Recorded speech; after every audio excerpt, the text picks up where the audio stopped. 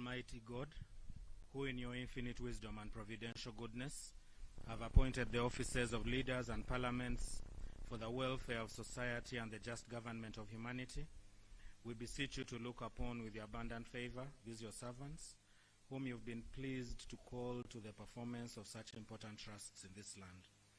Let your blessing descend upon them here assembled, and grant that they may, as in your presence, treat and consider all matters that shall come under that deliberation, in so just and faithful a manner as to promote your honor and glory, and to advance the good of those whose interests you have committed to the church.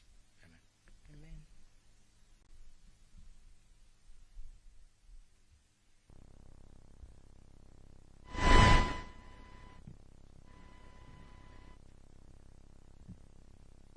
Item number 3, proclamation by the Right Honourable Speaker of the Parliament of Uganda.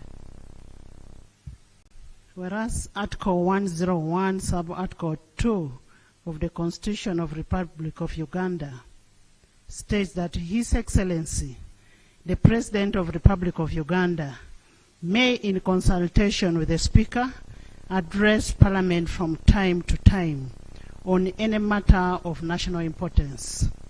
Aware that His Excellency, the President of the Republic of Uganda, has, in accordance to Article 102, Sub-Article 2, indicated to the Speaker of Parliament his intention to address Parliament and the nation on the national budget for the financial year 2025-2026.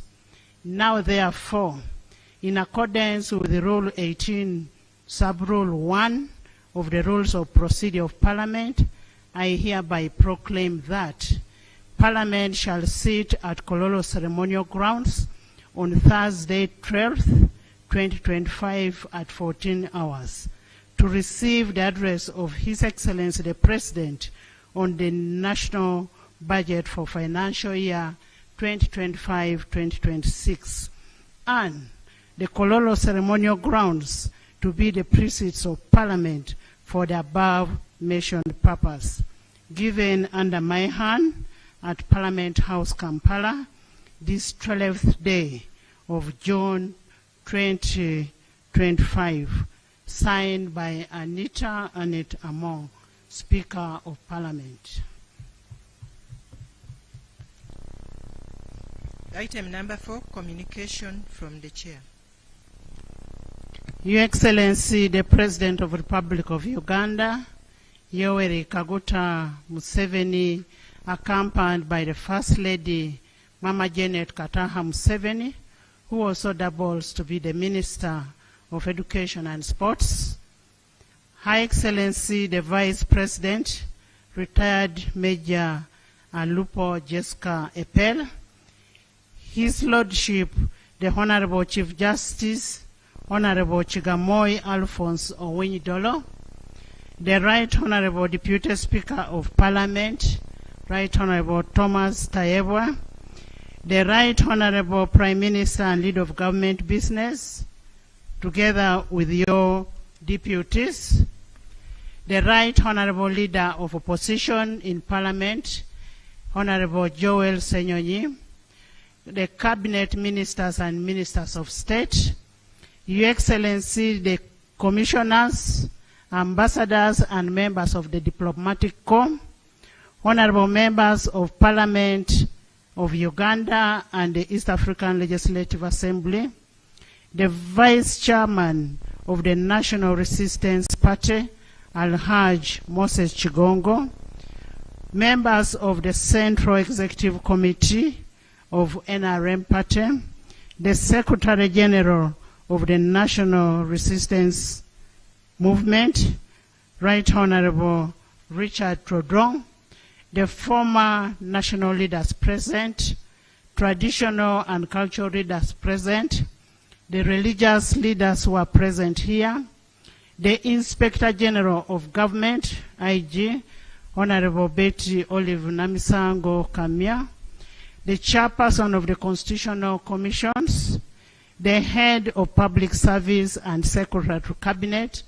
Madame Lucy Nachove, the Auditor General, Mr. Akol Edward, members of the Constitutional Commission, permanent secretaries present, the Chief of Defense Forces, General Muhosi, the Inspector General of Police, Mr. Baz Byakagaba, the Commissioner General of Prisons, Dr. Canon Johnson, the Governor of Bank of Uganda, Dr. Tinyego, distinguished guests, ladies and gentlemen.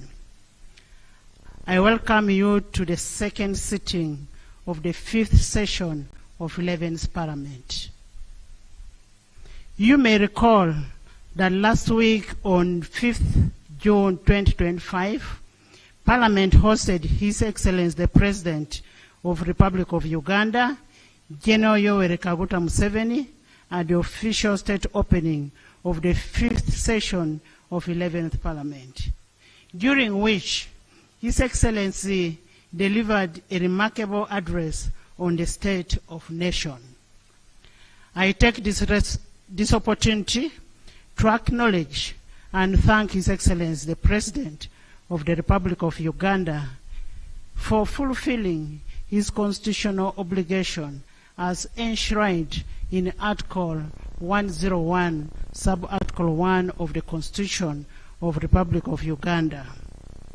Today, we are once again immensely gratified to host His Excellency, the President of the Republic of Uganda, who is here to deliver the budget speech for financial year 2025-2026 in fulfillment of his constitutional obligation under Article 155, Sub-Article 1 of the 1995 Constitution of the Republic of Uganda, which states that the President shall cause to be prepared and laid before Parliament in each financial year, but in any case not later than 15th day before the commencement of the financial year, the estimates of revenue and expenditure of government for the next financial year. Honorable members, today's budget speech is a culmination of the participatory budget process, which involves various stakeholders as guided by the 1995 Constitution, the Public Finance Management Act 2015, the National Audit Act 2008, the National Audit Act, the Local Government Act 1997. This participatory budget process is an avenue of the citizen involvement in policy decisions, resource prioritization and allocation, and the monitoring of the public expenditure. As a people-centered parliament, we commend the various stakeholders for making their input in the national budget, and we urge them to sustain the civic awareness and responsibility during the actual budget execution and accountability as well. Your Excellency, the Parliament of Uganda is cognizant of the people participation as a cornerstone for deepening democracy, which is a standing governance principle for our beloved nation. Your Excellency and honorable members, allow me to highlight some of the key milestones achieved by legislature during the budget consideration process. Pursuant to Section 9, 5, and 8 of the Public Finance Management Act 2015 and Rule 145 of the Rules of Procedure, the House approved the National Budget Framework Paper 2025-2026, 2029-2030 on the 30th day of January 2025. 2. Pursuant to Section 12 of the Public Finance Management Act 2015 and Rule 152 of Rules of Procedure, Parliament approved a ministerial policy statement for financial year 2025-2026 during the period of 9th to 16th April 2025. Pursuant to Section 8 of the Public Finance Management Act 2015 and Rule 157 of the Rules of Procedure, Parliament passed 7 tax and revenue bills on 13th and 14th May to enable the realization of revenue to finance the national budget for financial year 2025-2026.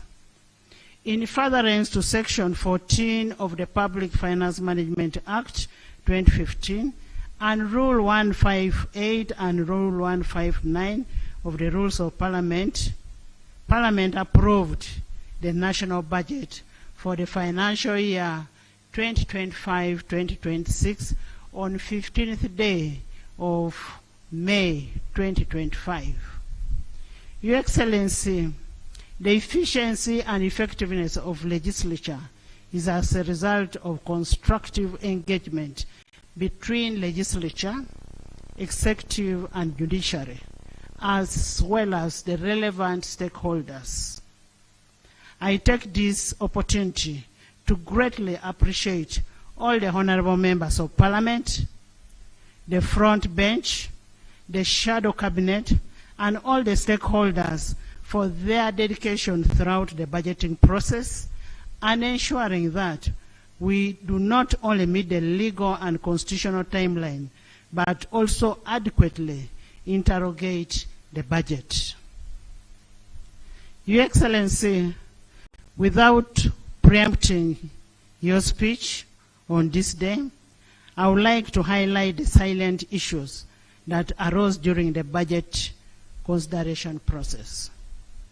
1, the need to strengthen the oversight over wealth creation funds, notably the parish development model, the youth livelihood, UWEP, SAGE, so that the funds actually reach their intended beneficiaries and attain the desired impact. 2, to strengthen the implementation and oversight of high-impact projects under the NDP4, so that the intended objectives are achieved. These high-impact projects are what we previously referred to in NDP3 as the core projects.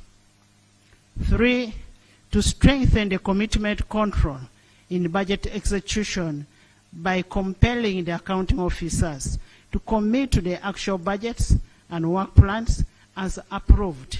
This is important for budget discipline. 4, the minimization of supplementary budgets and the need to adherence to Section 25(7) of the Public Finance Management Act 2015 to limit supplementary budget requests to items that are absorbable, unavoidable, and unforeseeable. 5, the need to adequately plan and resource efficiency management measures to address the prevailing debt burden. The need to increase public investment in productive growth areas such as a MEOGA, parish development model, the 4-acre prosperity model, and deepen the financial inclusion and aid the growth of taxable formal sector so as to widen the tax base and improve on the tax to GDP ratio. Your Excellency, in the spirit of fostering regional integration, Parliament is cognizant of the need for deliberate reforms in customs and migrations. These requirements and procedures are in order to eliminate the non-tariff barriers and ease the movement of people, goods, and services across the East African community. The need for deliberate intervention to enhance the human capital development as a way of strengthening the competitiveness of Ugandan population. Your Excellency and members, as we embark on financial year 2025-2026, I call upon the accounting officers to ensure the prudent, efficient, and effective utilization of public resources, and that is pursuant to Section 21 and 45 of the Public Finance Management Act 2015. Your Excellency and honorable members, Article 83, Sub-Article 2A of the Constitution of the Republic of Uganda permits members of Parliament to leave and join political parties or political organizations of their choice within 12 months before the end of term of Parliament in order to participate in activities or programs for political parties or political organizations relating to the general elections. I am in receipt of notification from the following members of Parliament who have left the Forum for Democratic Change, FDC, and opted to join the People Front for Freedom, PFF.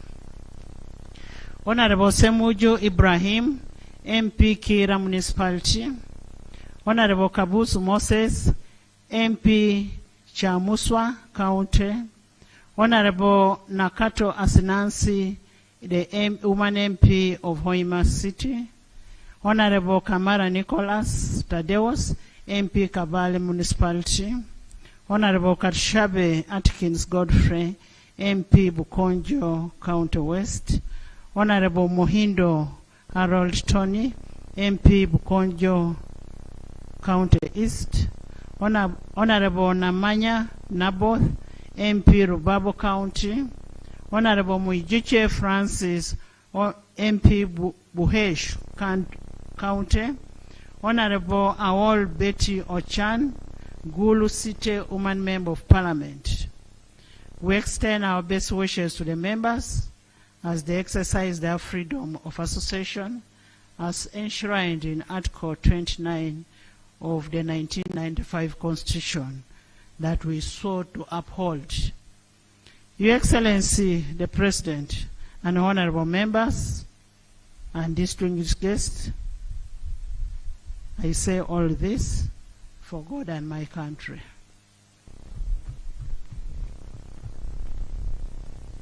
Item number 5, presentation of the budget speech by His Excellency the President of the Republic of Uganda. Honorable members, I have been duly notified that the Minister of Finance, Planning and Economic Development will deliver the budget speech on behalf of His Excellency the President, and thereafter the President will also give his remarks, additional remarks to what has been delivered. I now want to invite the Minister of Finance, Planning and Economic Development to deliver the budget speech. Honorable Minister.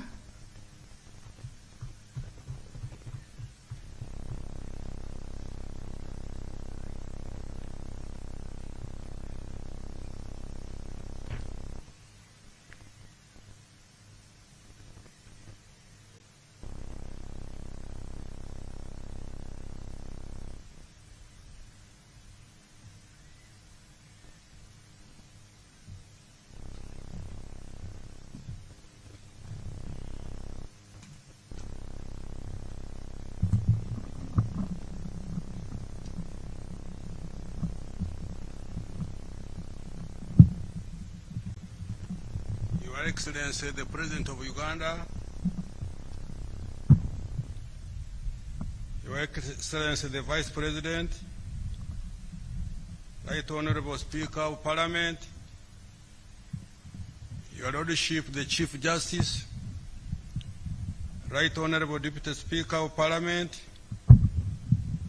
Your Lordship, the Deputy Chief Justice, the Vice Chairman of the NRM Party, the Right Honorable Prime Minister, Right Honorable Deputy Prime Ministers, Honorable Ministers, Your Excellencies and the Ambassadors and the heads of diplomatic missions, Honorable Members of Parliament, former national leaders, cultural leaders, religious leaders, distinguished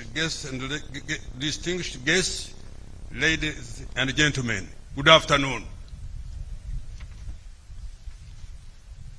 Madam Speaker, in fulfillment of Article 155 Part 1 of the Constitution, and on behalf of His Excellency the President, I present to Parliament and to the people of Uganda the budget for financial year 2025-26 as approved by Parliament. Madam Speaker, in this speech, I will, 1, provide accountability to the people of Uganda on the performance of the commitments made by the NRM government for the first half of the Uganda Vision 2040. 2, present the recent performance of the economy and outlook. 3, account to the people of Uganda on the commitments that government made for financial 24-25 that is coming to an end in a few days, and the private areas of the budget for financial 25-26. 4, highlight the financing strategy of the financial 25-26 budget. Now, accountability of the performance of the commitments made by the NRM government for the first half of Uganda Vision 2040. Madam Speaker, let me first congratulate His Excellency the President on his leadership that has built a resilient, stable, transformative, and competitive economy that is attractive to investors. Uganda is among the fastest growing economies in the world and is projected to become the fastest growing by 2031 according to the Harvard Growth Club. This is despite the various domestic, regional, and global shocks that have impacted us in the recent years. The growth is on account of a unique economic ideology championed by His Excellency the President, which is built on the 4 principles of socio-economic transformation, patriotism, Pan-Africanism, and democracy. Madam Speaker, the first half of Uganda Vision 2024 started in 2010 with the implementation of the first 5-year National Development Plan, and thereafter NDP 2 and NDP 3, which ends this financial year. The initial years of the NRM government before 2010, we dedicated to restoring sustainable peace, recovering and stabilizing a broken economy, addressing extreme poverty, and implementing reforms that liberalized the economy and created an environment for private sector to flourish. We are now in the phase of socio-economic transformation to facilitate wealth creation and prosperity. Your Excellency, I thank and commend you for this.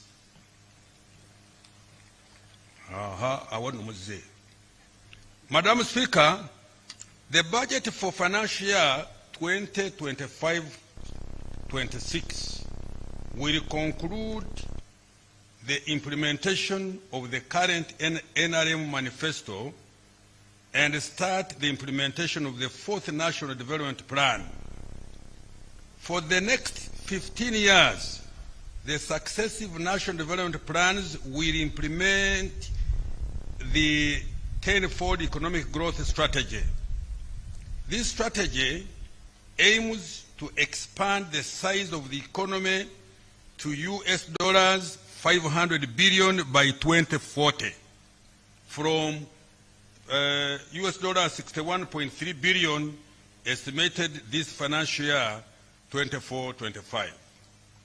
Madam Speaker, over the accountability period, government has undertaken targeted investments that have built a firm foundation and strengthened the resilience of our economy. I wish to highlight the following achievements. 1, total peace, security of person and property, political stability have been the foundation upon which sustained high economic growth and wealth creation to be built. 2, the economy more than tripled to shillings 226.3 trillion Uganda shillings, equivalent to US dollars 61.3 billion this financial 24-25, from shillings 64.8 trillion, equivalent to US dollars 27.9 billion in financial 2010-2011. In March 2024, Uganda met the criteria for graduation from the category of least development countries. Let me repeat this. In March 2024, Uganda met the criteria for graduation from the category of least developed countries. 4, life expectancy has improved to 68.2 years in financial 23-24 from 63.3 years in 2010-11 and from 50.4 years in 2002. This has been partly driven by improvements in access to health services, massive immunization campaigns that reduce disease prevalence and child mortality. 5, the population living within a 5-kilometer radius of a health facility is now 91% from about 8% in financial 2010-2011. And 81% of parishes now have government-aided schools. 6, poverty has decreased by 16.1% in financial 2020-23-24 from 24.5% in financial 2010-2011. In addition, Madam Speaker, persons in the subsistence economy reduced to 33% in financial year 23-24 from 69% in financial year 2010-2011. Madam Speaker, Uganda is becoming a more equal society. The results of the National Household Survey released by the Uganda Bureau of Statistics last month show that income inequality has declined significantly in the past 4 years. The Gini coefficient, which is a statistical measure used to determine the extent of income inequality within a population, has reduced to 36% from 41% in 2020. 8, Madam Speaker, Ugandans can now connect to all borders on tarmac and reach all parts of the country, east, west, south, north, by tarmac or improved mudam roads. 9. Installed electricity generation capacity increased fourfold to 2,051 megawatts in financial year 23-24 from 595 megawatts in financial year 2010-2011. Consequently, the proportion of the population with access to electricity increased fivefold to 57% in financial year 23-24 from 11% in financial year 2011. The percentage of the population subscribed to the internet rose to 53% in 2022 from 1.8% 1.8% in 2010, and the national ICT backbone infrastructure extended to 4,300 kilometers in financial year 22-23 from 1,380 kilometers in financial year 2010-2011. The economy has diversified from the traditional 3 C's, which are coffee, cotton, copper, and 3 T's, which are tobacco, tea, and tourism, to a more sophisticated economy. For example, Uganda has added 31 new products to its export basket in the last 15 years, including light manufactured products such as steel, processed food, cement, pharmaceuticals, dairy products, ceramics, and clothes. The number of manufacturing units, factories of various sizes, has increased by about 18,000 from 31,757 in 2010-2011 to 50,000 in financial year 2023-24. As a result, this has increased the share of manufactured exports significantly. Madam Speaker, Uganda's economy has been able to achieve all these milestones on account of the right strategy of the NRM government.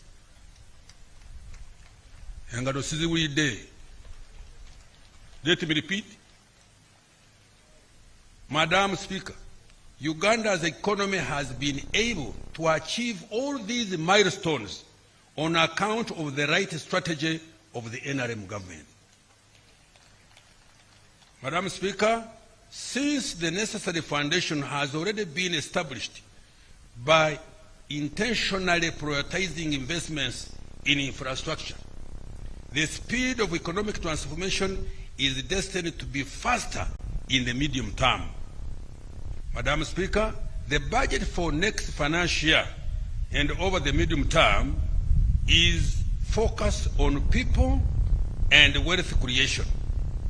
Consequently, the theme of the next financial year 25-26 remains full monetization of Uganda's economy through commercial agriculture, industrialization, expanding and broadening services, and digital transformation and market access. Recent economic performance and outlook. Madam Speaker, our economy has strengthened its resilience to domestic and external shocks and is estimated to grow by 6.3% this financial year 24-25. This is after recording growth of 8.6% in the third quarter of this financial year. Last financial year, 23-24, the economy grew by 6.1%. In nominal terms, the size of the economy is estimated at shillings 226.3 trillion, equivalent to US dollars 61.3 billion in financial year 24-25, rising from shillings 203.7 trillion, equivalent to US dollars 53.9 billion in financial year 23-24. This is equivalent to US dollars 174.2 billion in purchasing power parity terms. My economists will tell you what that means. 12, Madam Speaker, this growth has broad-based, including this growth was broad-based, including in agriculture, industry, and services like ICT. This was on account of continued implementation of government interventions and sound fiscal and monetary policies that have supported private sector investment. Madam Speaker, The impressive economic performance has been driven by His Excellency the President's commitment and deliberate investment in wealth creation initiatives. I thank His Excellency the President for setting the tone and for providing leadership and direction. Madam Speaker, government has invested over shillings 9 trillion in key wealth creation initiatives over the last 10 years. These include Uganda Development Bank, 4.45 trillion, the Parish Development Model, shillings 3.3 trillion by end of financial year 24-25, Emioga, shillings 553 billion, the Youth Livelihood Program, shillings 207.95 billion, the Small Business Recovery Fund, shillings 100 billion, the Agricultural Credit Facility, shillings 495 billion, the Youth Venture Capital Fund, shillings 12.5 billion, Uganda Women Entrepreneurship Program, shillings 168 billion, the Invite Project, shillings 800 billion, the Grow Project, shillings 824 billion, and Uganda Development Corporation, 1.2 trillion, among others. Madam Speaker, the economy is expected to grow faster by at least 7% next financial year, 25-26, and to double digits at the onset of oil and gas production. The size of the economy is projected to expand to shillings 254.2 trillion, equivalent to US dollars 66.1 billion in financial year 25-26. This will translate into a higher GDP per capita of US dollars 1,000. Let me repeat this.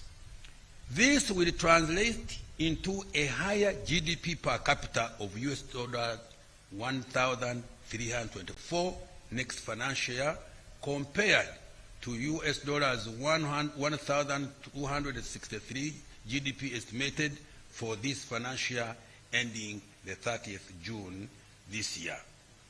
Inflation. Madam Speaker, inflation is under control.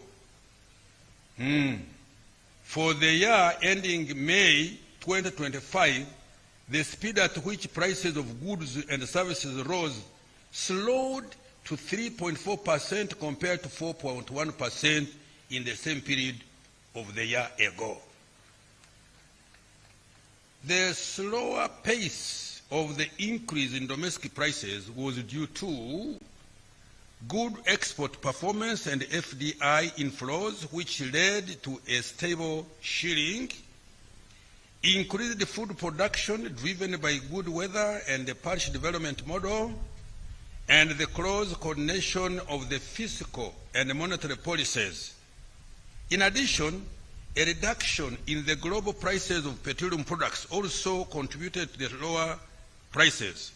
The country has been able to benefit from these lower global prices because of the direct importation of petroleum products by the Uganda National Oil Company, UNOC, which removed middlemen in the petroleum supply chain. Therefore, inflation is expected to remain below the policy target of 5% per annum. Now, exchange rates. Madam Speaker, despite global uncertainties, the Uganda shilling has been among the few most stable currencies in Africa.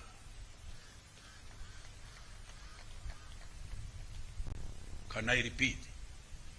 Madam Speaker, despite global uncertainties, the Uganda shilling has been among the few most stable currencies in Africa. The shilling appreciated by 4% year-on-year in April 2025 compared to the same month in 2024. Uganda's shilling has been ranked the most stable currency in Africa, according to the International Financial Statistics Division of the IMF. This resilience is due to good export performance, strong inflows of foreign direct investment, and tourism receipts. Now, interest rates. Madam Speaker, the price of money has reduced to an average of 17.7% per year in March 2025 from 18.1% in November 2024. This decline was partly driven by a slight reduction in the Bank of Uganda's reference interest rate and increased lending at lower interest rates to lower risk borrowers. Private sector credit. Madam Speaker, the stock of private sector credit grew to shillings 23.3 trillion in March 2025 from shillings 21.9 trillion in June 2024. This represents growth of 6%. Although this is low, it is expected to increase as private sector activity and household demand continues to recover. Madam Speaker, contrary to conventional economics that government borrowing crowds out private sector credit, Uganda's government borrowing has instead availed cheaper and patient capital to the private sector engaged in wealth creation initiatives. Government borrows from commercial banks at relatively high rates and avails financing to the private sector in strategic sectors at relatively low or no interest rates. Government has provided direct credit to the private sector and household to supplement credit from commercial banks and other financial institutions through PDM, Emyoga, Youth and Women Livelihood Funds, Women Enterprise Support Funds totaling shillings 9.1 trillion, which is equivalent to 3.6% of total domestic economic output in financial 24-25. External sector development.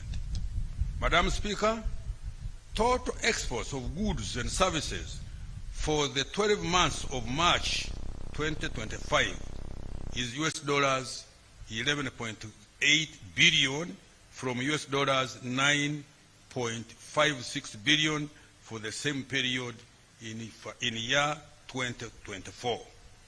Of these, exports of goods were US $9.3 billion for the same period, up from $7.3 billion in March 2024, representing growth of 26%. The top exports include gold, US $3.698 billion, coffee, US $1.83 billion, which alone had an annual average growth of 84.9%.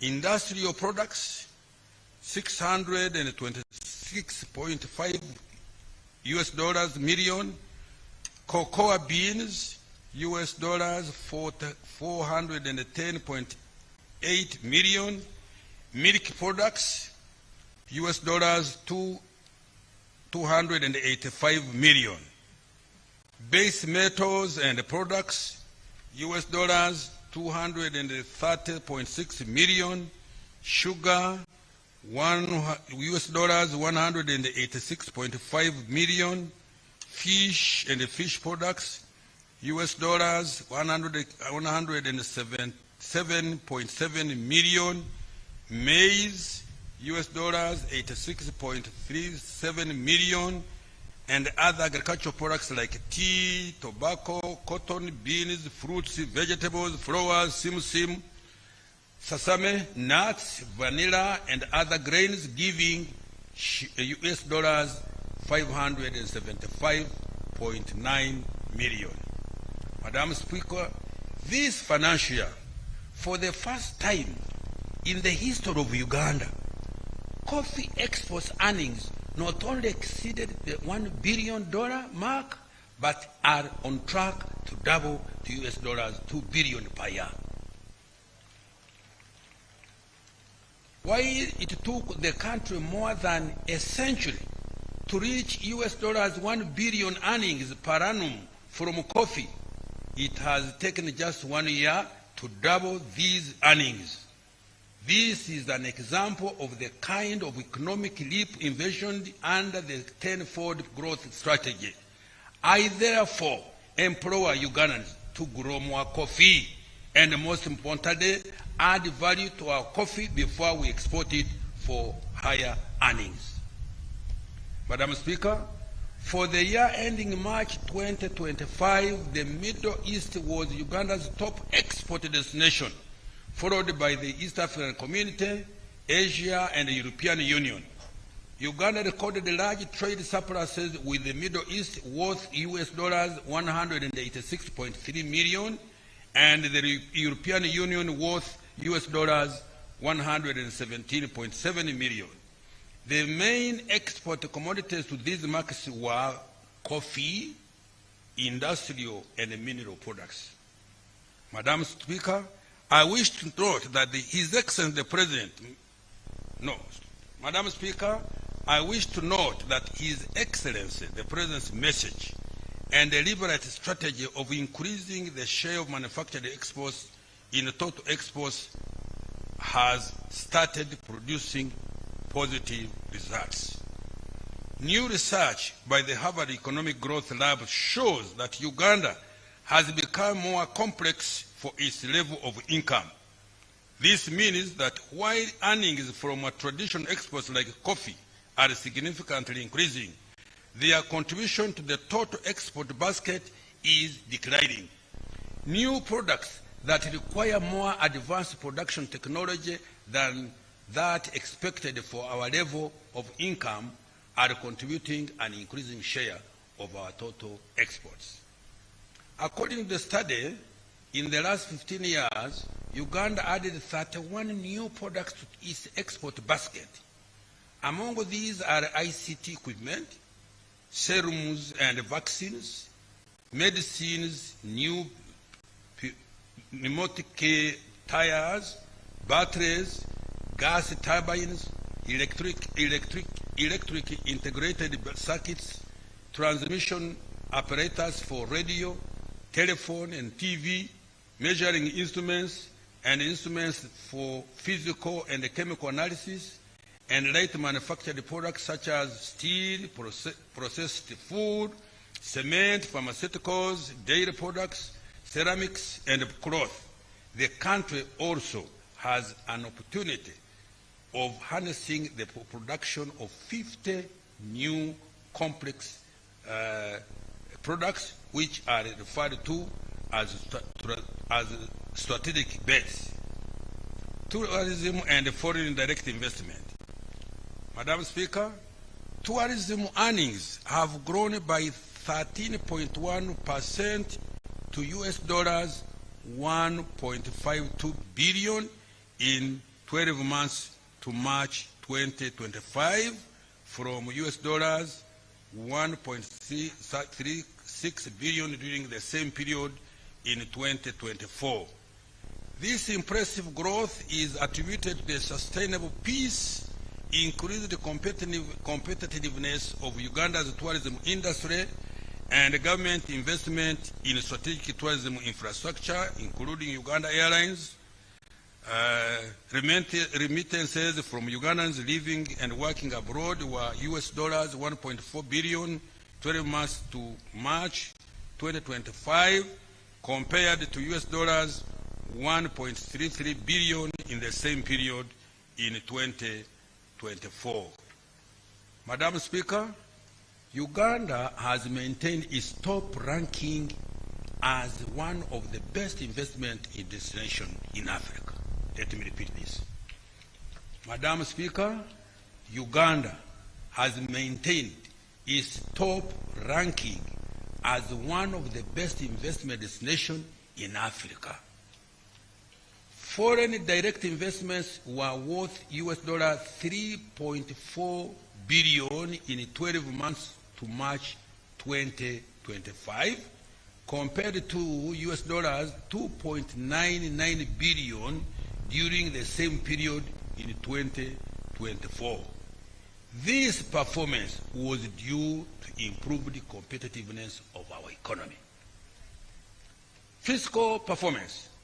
Madam Speaker, revenue collection is projected at shilling 31.9 trillion this financial year ending June 2025, equivalent to about 14.3% of total domestic economic output, or GDP.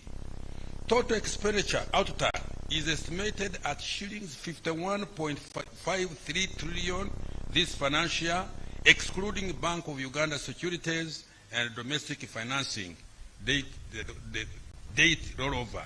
The budget deficit is estimated at 7.2% of GDP. Madam Speaker, government plans to collect shillings 37.2 trillion in domestic revenue next financial year 25-26. This will finance about 60% of the national budget.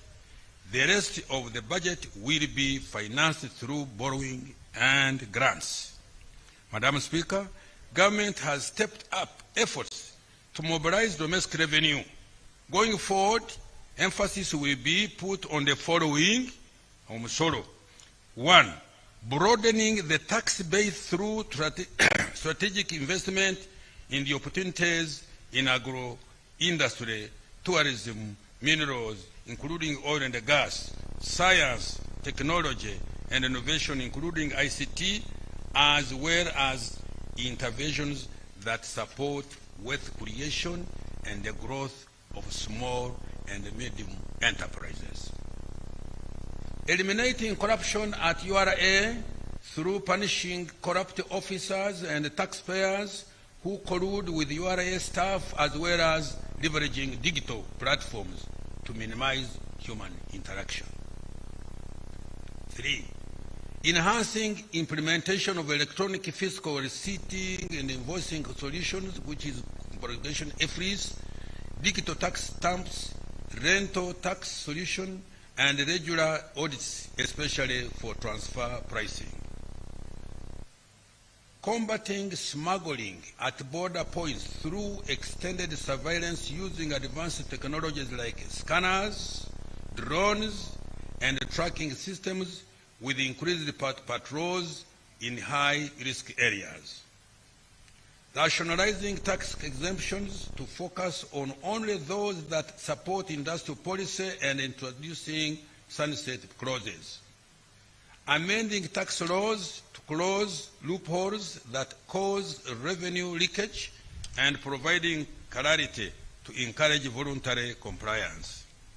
Strengthening URA including recruitment and training of tax officers to effectively administer tax collection, and supporting local governments and revenue-generating public entities to increase revenue collection. Accountability for financial. I provide the highlights of what government has achieved this financial to date. Madam Speaker, with respect to investing in people of Uganda, the following has been achieved. Let me repeat. Madam Speaker, with respect to investing in the people of Uganda, the following has been achieved. Health. Madam Speaker, during this period, this financial year 24-25, the following milestones have been achieved in the health sector. 1. Achieved in the health sector. 1.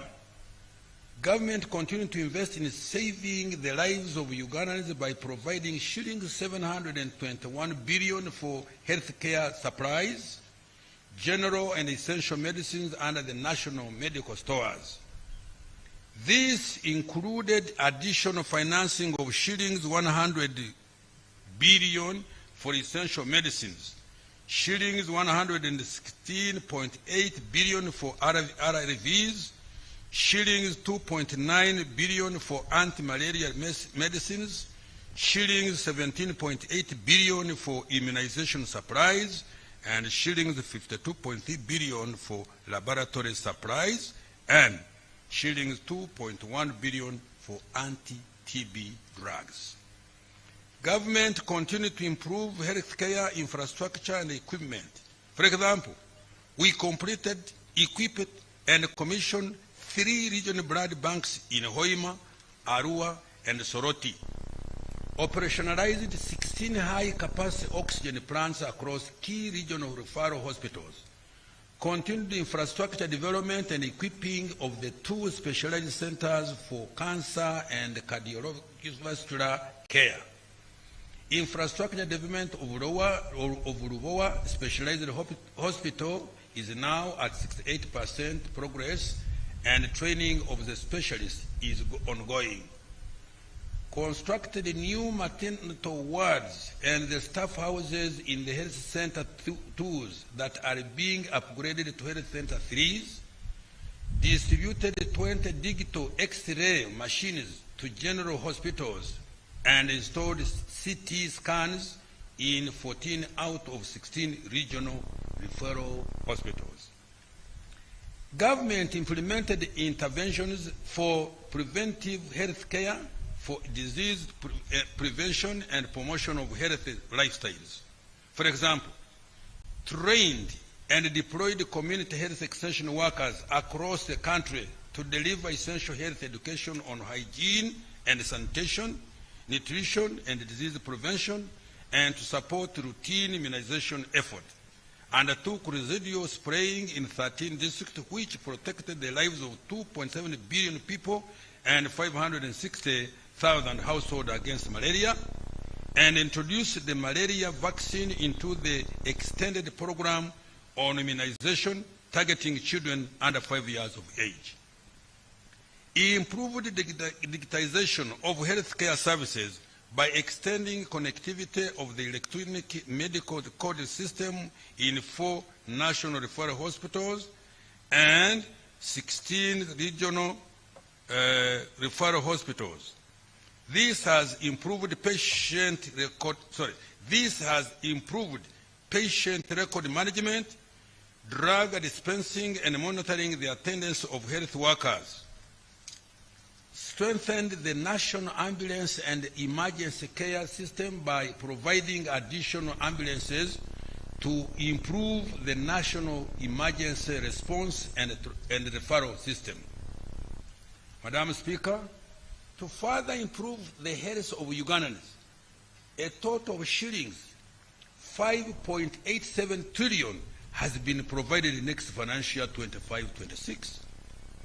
The priority intervention will include 1, functionalizing health centers 4, 2, strengthening primary health care and community health services, 3, scale up of national e-health infrastructure, 4, promotion of nutrition and education and reproductive health, 5, continued deployment of community health extension workers, 6, strengthening the national ambulance and emergency referral system, and 7, construction of specialized health facilities for cancer and cardiovascular care.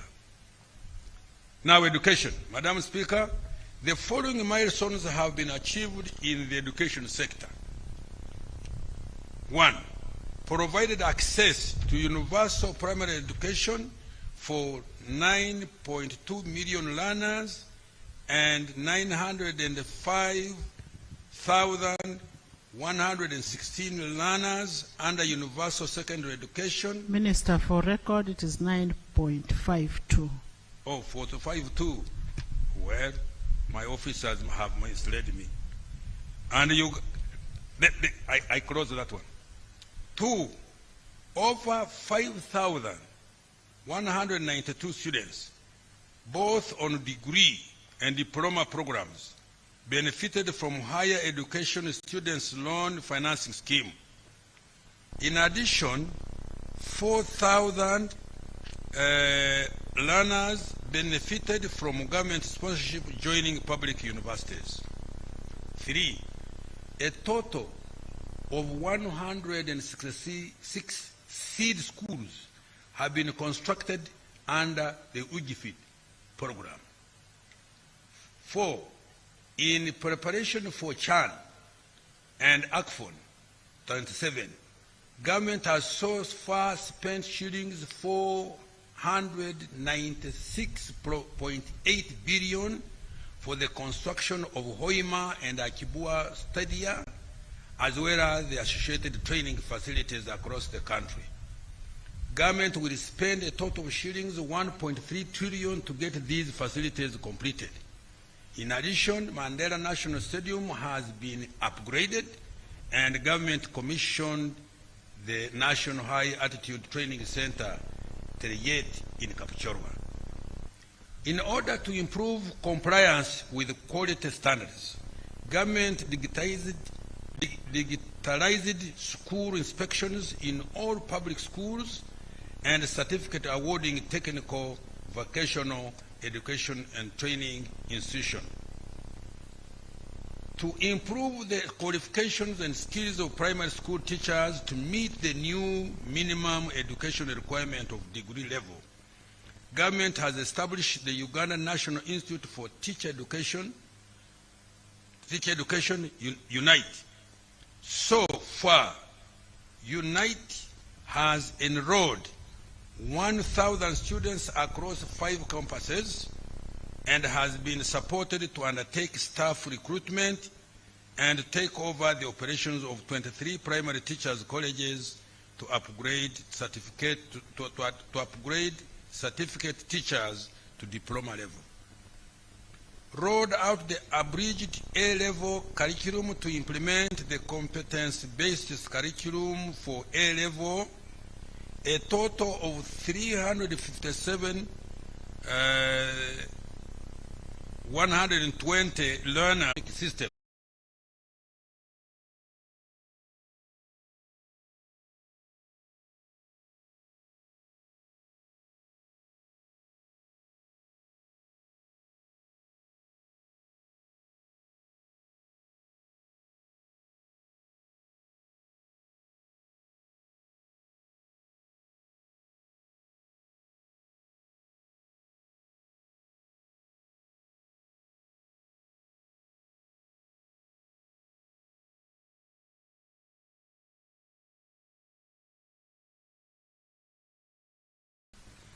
Social protection.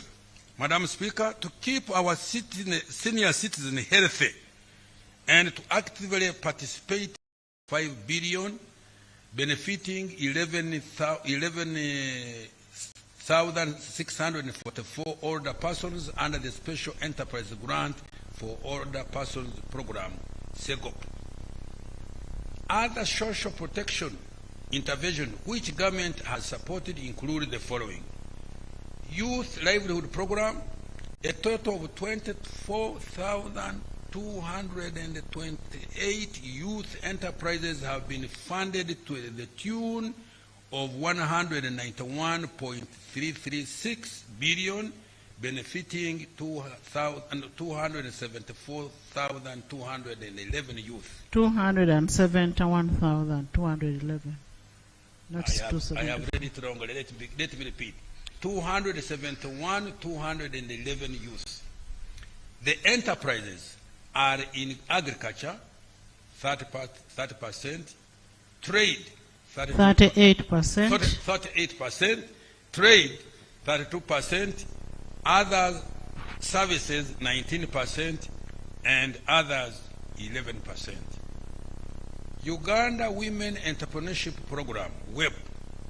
Government has financed 21,948 women group enterprises, benefiting 235 million, 114 women. National special grant for persons with disability to address high vulnerability and poverty levels among persons with disability. Government has supported 8,107 enterprises, benefiting to 50,900 persons. 59,901. 59,901 persons with disabilities. Madam Speaker, I have provided an additional shillings 404.9 billion for social protection next financial year 2025-26. Water, sanitation, and environmental protection. Madam Speaker, to improve the quality of life, government continues to invest in the provision of safe water, improve sanitation, and ensure protection of the environment. These include the following. 1. Villages in Uganda with at least one safe water source have remarkably increased to 8 out of every 10 villages. Nationwide, 57,951 villages out of 71,225 have been served with a safe water source. 2. Completed the construction of 259 medium and large solar-powered water supply and sanitation systems and gravity flow schemes across the country. 3. Construction of 42 large solar-powered water supply systems is ongoing in Agago, Yumbe, Amudat, Kabong, Kasese, Kakumiro, Sembabule, Kisoro, Rubanda, Mbulamuti, Bulambuli, Kyenkwanzi, Mubende, Kyegegwa, Buyende, Nakaseke, Namayingo, Rakai, and Buvuma. With regard to clean water, construction of piped town water supply systems is ongoing in 32 towns. These include Namasali, Kakingo, Kamuli, Ngoma Town, Lunya, Karogo, Phase 2, Ishaka, mobilisation, Nyakashaka, Bukumi, Kanapa, and Odongei. Construction is also ongoing in Parabekar, Rhino Camp, Aradufile, Lubeli Refugee Settlement, Bulori, Nyanseke, Busale, Kibuzi, and expansion in 2 towns of Kiboga and Zigoti. Other beneficiary towns are Lamuo, Lacheskot, Iri, Lorenga Kora, Chora, Manafwa, Butaleja Busolwe, Terinyi, Kibuku, Kadama, Budaka, Kaliro, Namungarwe, Lukungiri, and Obongi. Construction of various water supply systems in 26 districts is at varying levels of physical progress. These include Manafwa Town Council, an installation of solar packages that is ongoing in Loslang, Kasawo, Phase 1, Kaburabwizi, Phase 1, Bukumi, Bulangira, and Kyebando, Kasimbi, and Busale town.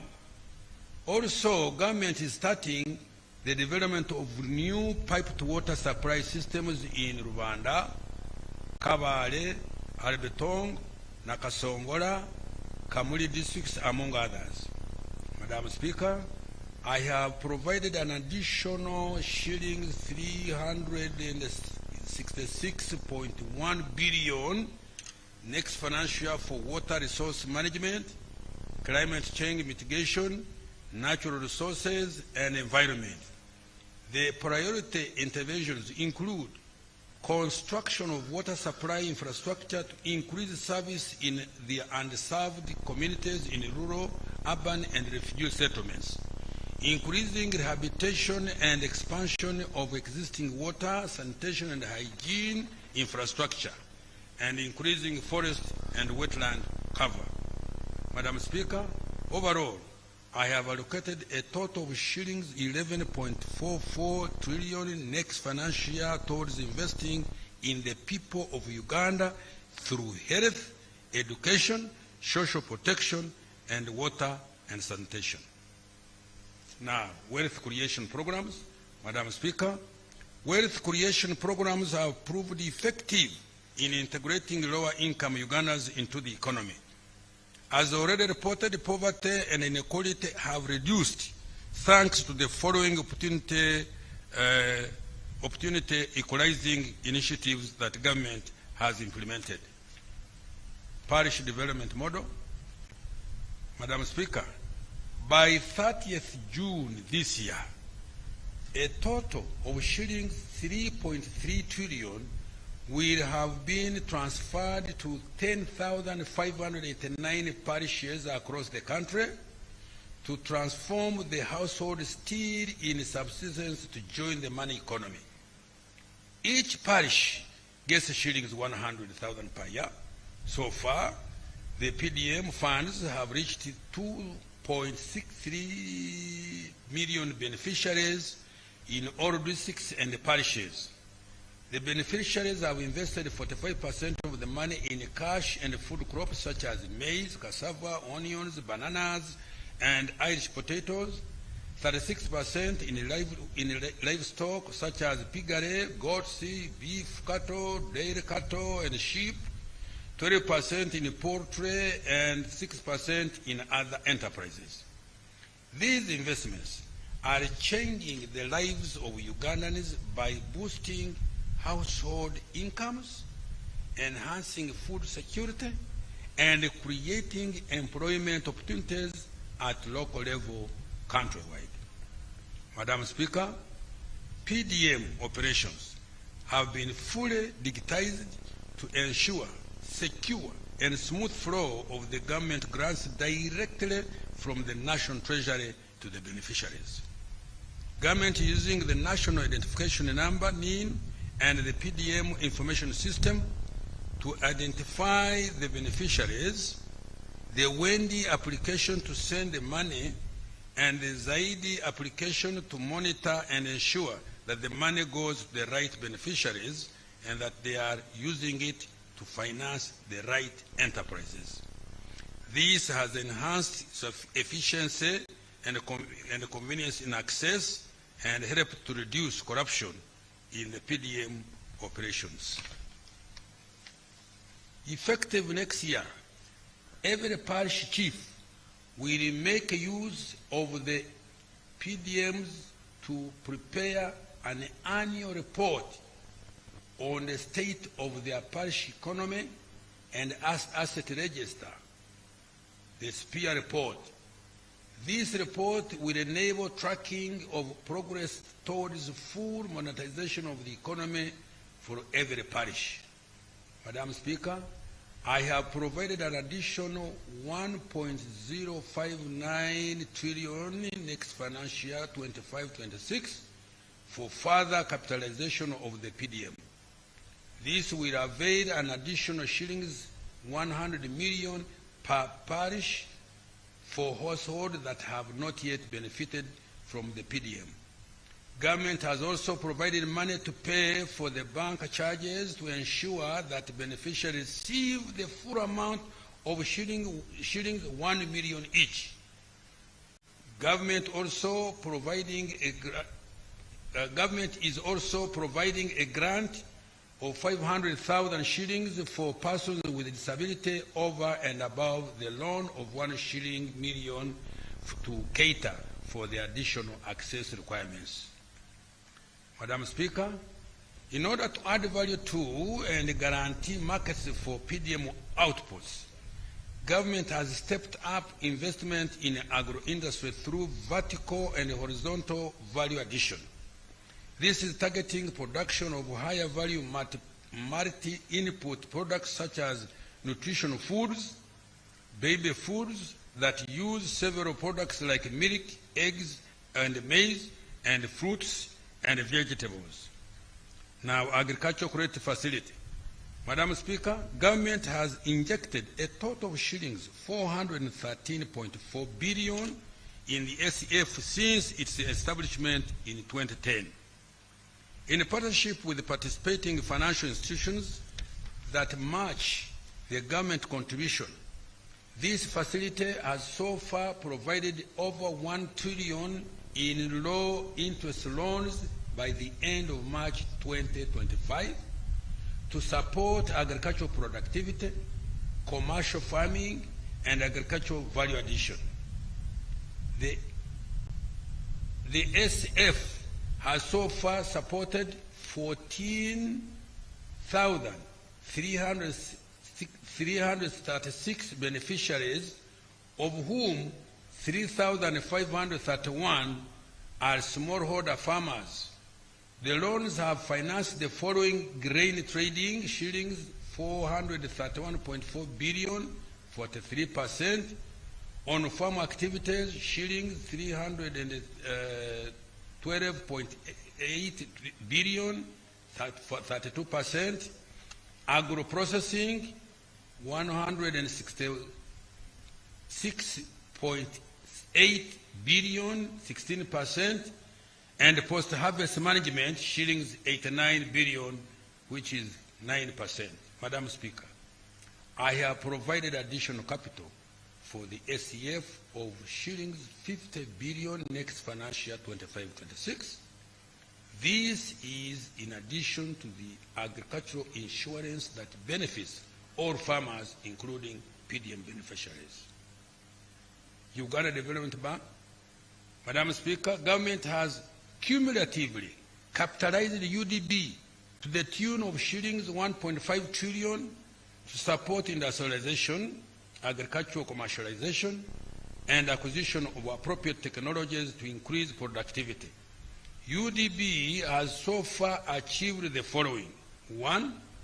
UDB has provided shillings 2.45 trillion to 607 businesses engaged in commercial agriculture, agricultural value addition, manufacturing, tourism, hospitality, education, health services, creatives, and construction industry, and as at the end of December 2024.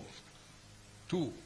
Businesses supported by UDB have created 55,553 jobs, generated out of value of shillings 23 trillion, contributed shillings 944.2 billion in taxes, generated an equivalent of shillings 3.3 trillion in forex earnings, and shillings 3.15 trillion in profits for the private sector businesses supported. UDB has implemented special programs targeting small and medium enterprises and youth and women-owned businesses engaged in wealth creation.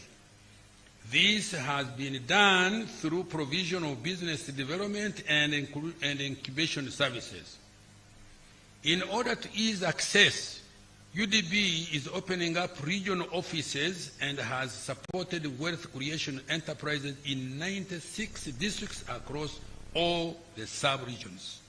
Madam Speaker, I have now provided an additional shillings 1 trillion for UDB next financial year. We turn to Emyoga. Madam Speaker, in order to boost incomes of Ugandans engaged in specialized trades, Emyoga, particularly in urban and peri-urban centers, government has so far provided a total of shillings 660 billion. This has benefited a total of 2.4 million Ugandans in creating 471,000 jobs and kick-starting a new local economy in value-added enterprises such as winemaking, carpentry, coffee value addition, metal fabrication, tailoring, artisanal products, mechanics, women in markets, restaurants, and services like hair and beauty salons and transport, among others. Madam Speaker, I am providing an additional 100 billion Uganda shillings next financial year to support more Emyoga enterprises as off-takers of PDM outposts. Following enactment of new TVET Act, government will support certification and issuance of practicing permits to competent practitioners benefiting from the Emyoga program. Small Business Recovery Fund, Madam Speaker. This fund was established to support small businesses which were affected by COVID-19 to recover with an initial capital of 100 million shillings, to be matched by commercial banks and other financial institutions. The funding from the SBRF has enabled 3,496 micro, small, and medium enterprises to recover from the effects of COVID-19, saving over 26,672 jobs in the sectors of trade and commerce, hospitality, and education and construction. Madam Speaker, in order to accelerate full monetization of the economy through various wealth creation programs, I have provided shillings 3.05 trillion next financial year, 2025/26. These funds are going to be passed 2.3 trillion. Next it is shillings 3.05 trillion. These funds are going to be passed on to Ugandans in wealth creation through PDM, shillings 1.059 trillion, Emyoga, shillings 100 billion, UDB, shillings 1 trillion, Uganda Development Corporation, shillings 187.1 billion, and the Agricultural Credit Facility, shillings 50 billion.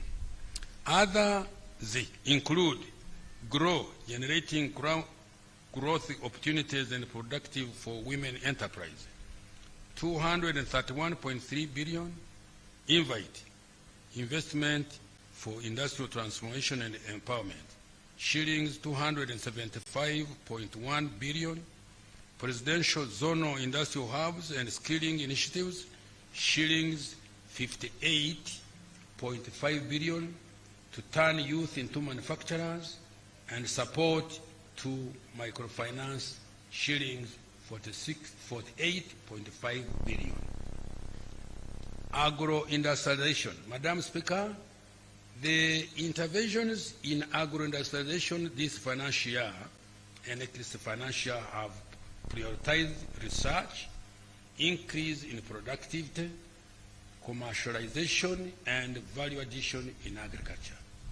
Madam Speaker, some of the key achievements in this financial year include: 1, research and genetics development of selected value chains, the National Animal Genetic Resource Center and the Data Bank has introduced superior animal genetic resources for breeding, multiplication, and distribution to farming households under PDM. NARO has completed the manufacturing facility for anti-tick vaccines at Nakisasa in Wakiso district with the capacity to produce over 20 million doses of the anti-tick vaccine per year. NARO has also developed agricultural technologies that increase productivity, such as water-saving cultivation technology, drought-resistant varieties, and integrated pest, disease, and weed control technologies, among others. Research in coffee by Nakori has contributed to increased national coffee production, productivity, and export earnings. Increasing agricultural production and productivity. The capacity of water for irrigation has increased to 54.76 million cubic meters. This is on account of government investment in small and large irrigation systems, including solar-powered irrigation. In particular, 7 large-scale irrigation schemes have been completed. These include Ngenge in Kwene district, Wengaju in Kabarole, Tochi in Oyam, Mobuktu in Kasese, Olwenyi in Kira, Lira, Doho 2 in Butareja, and Wadley in Pakwach. Another 3 irrigation schemes are currently under construction. These are Akomai in Bukedia district, Atari in Kweni Bulambuli district, and Namatala covering Budaka, Mbale, Butaleja districts. Madam Speaker, another 142 solar-powered irrigation and water supply schemes have been completed across the country. In addition, 157 solar-powered irrigation and water supply schemes are under construction. Furthermore, 4,300 micro-scale irrigation facilities were constructed in 135 districts across the country and have benefited smallholder farmers of less than 2.5 acres. Madam Speaker, in addition, government completed Useke Dam in Kabong and Ogunga Dam in Katakwi for livestock, irrigation, and fish farming. In addition, 5,251 small and medium-scale irrigation schemes were established in 135 districts. Madam Speaker, government established 5 zonal agricultural mechanization centers in Malere, Buwama, Bungoko, Ugwata, and Sanga to support equipment access and tractor hire services, procured and distributed 260 assorted 4-wheeled tractors and implements to farmer groups in 60 districts countrywide, 750 power tillers, single axle tractor and implements, and 2 pieces of dredging equipment for water hines and weed control, and trained 2,150 youth and women as operators, artisans, mechanics for tractors and implements. Madam Speaker, beginning this financial year, government introduced the large-scale commercial farmer interest-free credit facility of shillings 175 billion. This facility will help to increase production and productivity for improved food security and export. The loan facility can be accessed through government-owned banks, namely Post Bank, Housing Finance Bank, and Pride Bank Limited. Agricultural value addition and marketing. NARO completed setting up an alpha-safe facility at Namulonge with the capacity to eliminate aflatoxin contamination in grains. The facility has capacity to clean 5 tons of produce per hour. This will save the country an estimated $38 million per year, which is lost in export rejections due to aflatoxins, and most importantly, save the lives of Ugandans. Madam Speaker, to add value to agricultural produce, government constructed 11 agro-processing and storage facilities to increase opportunities for value addition and access to higher value markets. These include Ruimi Rice Processing Facility in Bunyangabu, Kasina Maize Processing Facility in Kenjojo, Kigoyera Maize Processing Facility in Kenjojo, Itojo Maize and Rice Processing Facility in Ntoroko, Nombe Coffee Processing Facility in Ntoroko, Apara Oil Seed Processing Facility in Alebetong, Gatianga Coffee Processing Facility in Winyangabu, Akorinmonjin Rice Processing Facility in Katakwi, Kajamaka Rice Processing Facility in Kumi, Chikwata Coffee Processing Facility in Nakaseke, and the Chiwoko Maize Processing Facility in Nakaseke Gay. Madam Speaker, government is strengthening partnerships with the private sector through Uganda Development Corporation to support local value addition and manufacturing in a wide range of agricultural value chains. These investments include Soroto Fruit Factory, Budadiri Arabic Coffee, Mbale Growers Tea Factory, Mabale Growers Tea Factory, Kayonza Growers Tea Factory, Bukona Agro Processors, Atiaka Sugar Factory, and Yumbe Fruit Factory. Madam Speaker, as a part of the effort to increase access of Uganda's products to international markets, we dispatched the inaugural exports of coffee and milk to Serbia and Algeria, respectively. The milk exports to Algeria have potential to fetch Uganda export earnings worth $500 million. Madam Speaker, I have allocated a total of 1.86 trillion next financial year towards deepening agro-industrialization.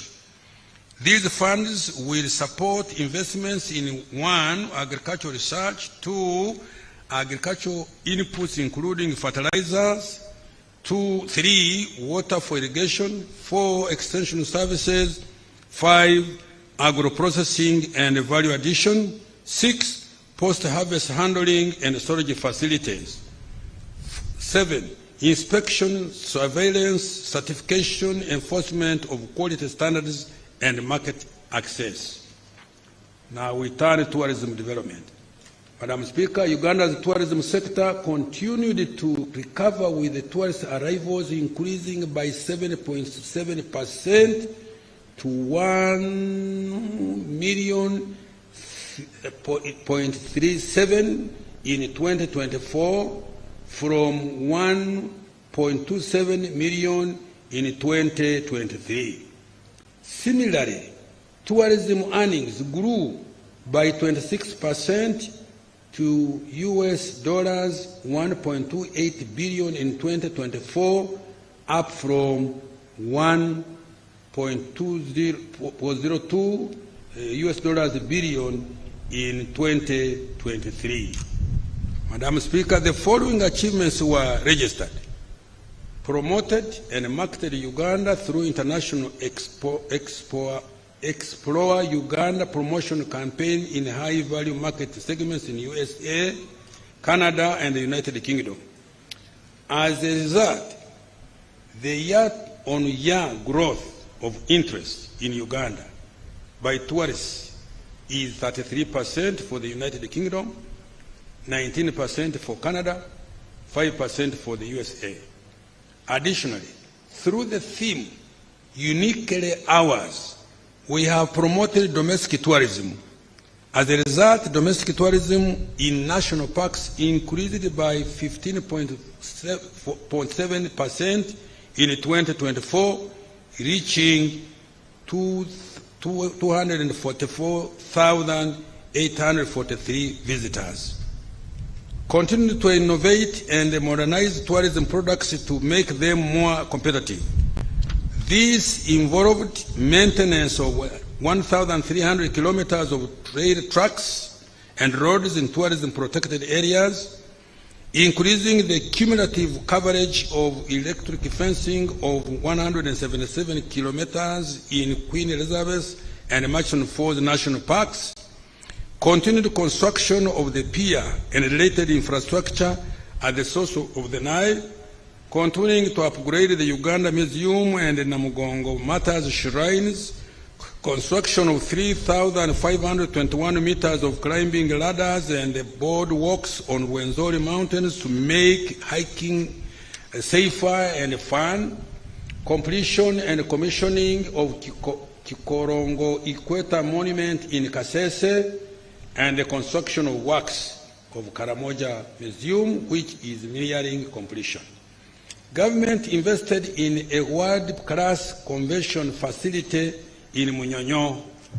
This has promoted Uganda as one of the regional destinations for meetings, incentives, conferences, and exhibitions. Consequently, Uganda now ranks 7th in Africa in MICE tourism. Madam Speaker, I have allocated shillings 430 billion towards direct investment in tourism next financial year. This is in addition to about 2.2 trillion provided for another tourism support investments such as tourism roads, ICT, infrastructure in tourism areas, African Cup of Nations, AFCON infrastructure, and security strengthening in tourism areas. Madam Speaker, the focus next financial will be on 1, branding and marketing of Uganda as a tourism and investment destination. 2, infrastructure development in tourism sites. 3, construction of refreshment centers and highway sanitation facilities. 4, improving and enforcing hospitality standards and training. And 5, promoting health tourism by investment in specialized health facilities.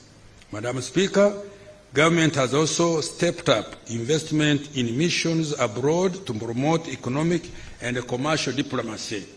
Every mission is now tasked to bring investors and tourists and open up export markets. Mineral-based industrial development, including oil and gas. Madam Speaker, the following achievements were registered this financial year. Government facilitated the establishment of 10 gold refineries, 4 cement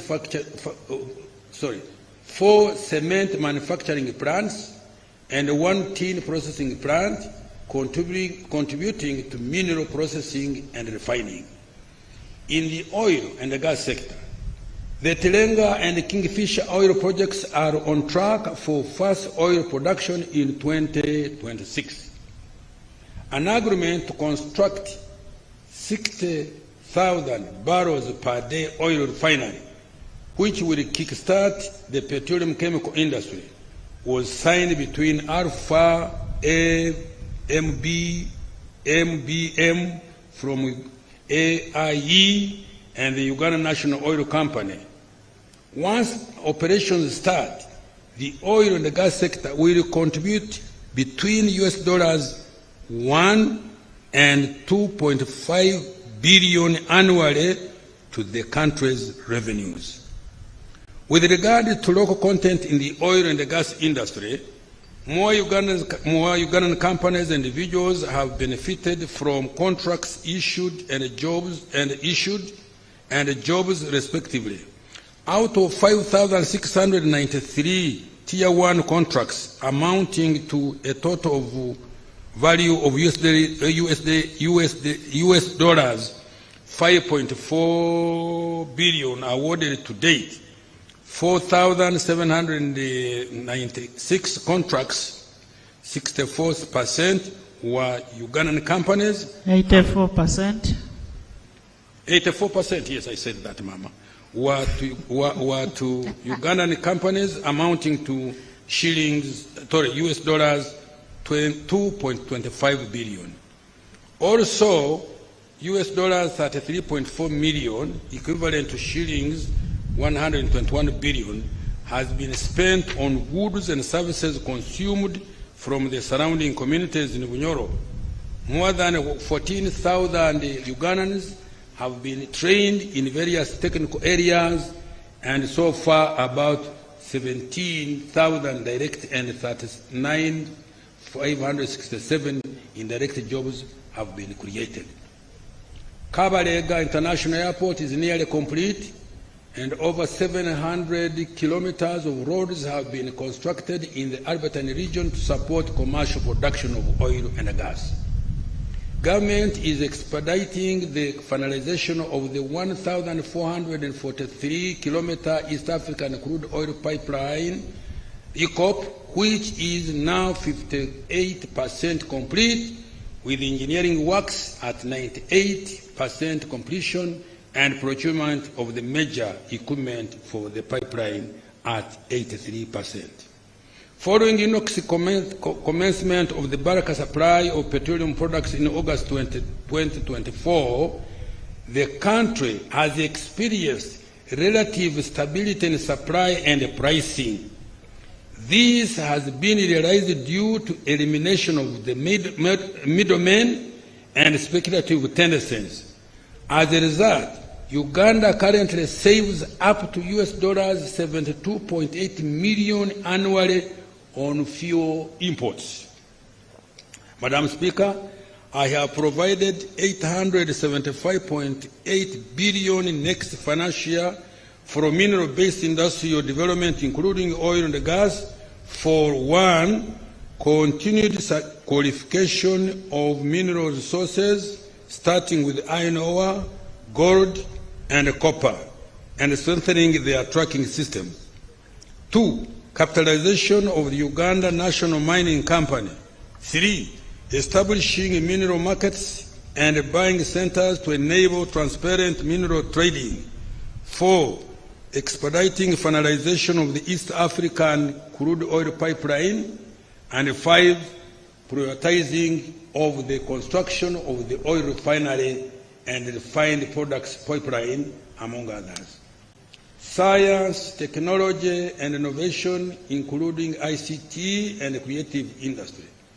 Madam Speaker, STI, including ICT and creative arts, provide an important avenue for the country to develop high-tech exports and add new resources of growth and jobs.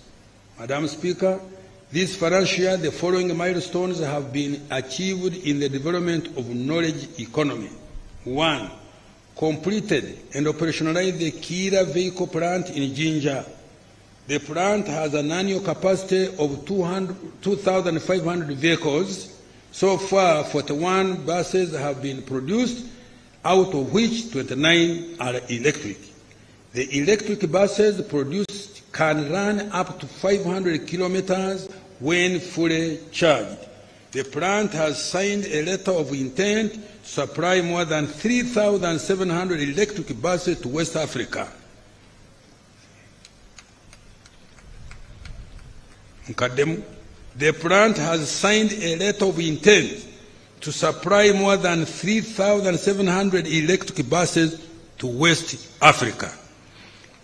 Kira Motors has created 800 jobs and has potential to generate more than 14,000 direct and indirect productive jobs. Invested in vaccine development and commercialization, as well as innovation in therapeutics, diagnostics, and other healthcare tools. Government has cumulatively invested total of shilling 274 billion in the thereby former manufacturing facility located at Matuga in Wakiso district. The facility is now licensed by the National Drug Authority and has started manufacturing generic drugs such as tablets, capsules, powders, non-antibiotic drugs, and antifungal drugs, among others. Madam Speaker, government is making progress in development of vaccines for the Crimean Congo hemorrhagic fever and Rift Valley virus. We also completed accreditation of the Alphasan vaccine manufacturing facility to produce anti-tick vaccines. Scientists at Makerere University developed a PCR kit which has been used to conduct more than 2 million tests at 50% of the cost of imported alternatives, saving the country $37 million. Guru University developed highly effective rapid testing kits for crop diseases for cassava and sweet potatoes. Madam Speaker, government has invested in a coffee factory in Intungam to fast-track local value addition to coffee. The factory will have 3 processing lines for roastery, freeze, dry, and spray dry technology to produce instant roast and ground coffee, respectively. The roastery line has started production and other processing lines are at 50% installation. The banana value addition facility in Vishenyi has started production. Oh, Katonda yebazibwe. The plant is producing several value-added products like banana flour used in bread, cakes, biscuits, and baby food. The plant is increasing automation and capacity to 140 metric tons from 14 metric tons. It has started penetrating the local and international markets with orders from South Korea, the Middle East, South Africa, Italy, and USA. Madam Speaker, with regard to ICT, government has continued to expand internet connectivity and digital infrastructure across the country. The geographical coverage of broadband internet connectivity stands at 72% of the country, covering 4,387 kilometers. Government has increased the digitization of service delivery to improve efficiency, promote transparency, and reduce bureaucracy. Madam Speaker, a total of 36 electronic services have been developed and rolled out. Some of these include online business registration system, electronic government procurement, and the online passport, visa, national ID, and driving license application system. The Uganda driver licensing system, which was introduced in 2021, has reduced the turnaround time for processing driving licenses to 45 minutes in Kampala and 48 hours in up-country stations from a period of 1 month. To support business process sourcing, government has licensed over 50 companies that have created over 10,000 jobs, mainly for the youth that provide online services internationally. Madam Speaker, with regard to the creative arts, government provided 10 billion to the creative arts industry. This was to support the artists to recover from the effects of COVID-19 and create a revolving fund to support younger talents to create wealth and jobs.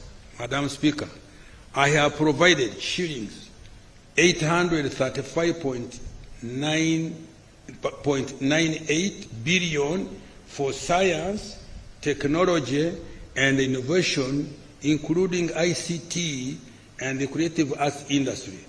Of this amount, 388.23 billion is for STI, shillings 381.75 billion is for ICT and digitalization, and shillings 66 billion for the creative arts. Madam Speaker, these funds will be utilized for: 1, establishing a high-tech city to support development of technologies and innovations. 2, taking STI products to the market, especially Kira motor vehicles, coffee, day-by farmer, drugs, vaccines, and banana products.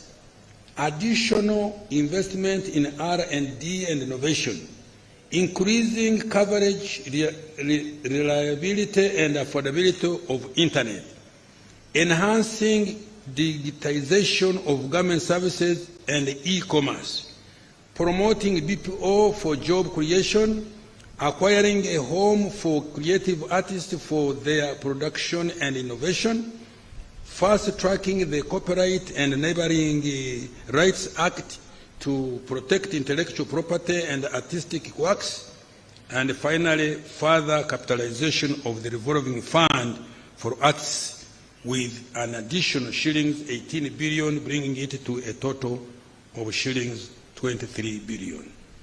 Now, infrastructure development. Madam Speaker, this priority area includes both transport and energy infrastructure. During this financial 24-25, some of the following achievements were realized.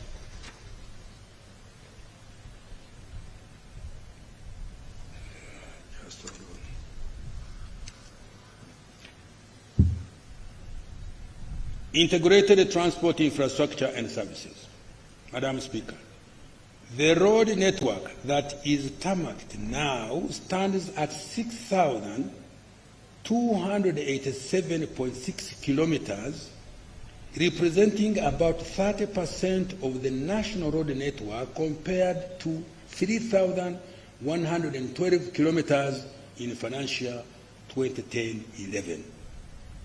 With this improved road network, the travel time, for example, from Malaba to Kisoro by road reduced from 48 hours, 2 days, to about 10 hours. This will further improve with the completion of the Kampala-Jinja and Busegampigi Express highways.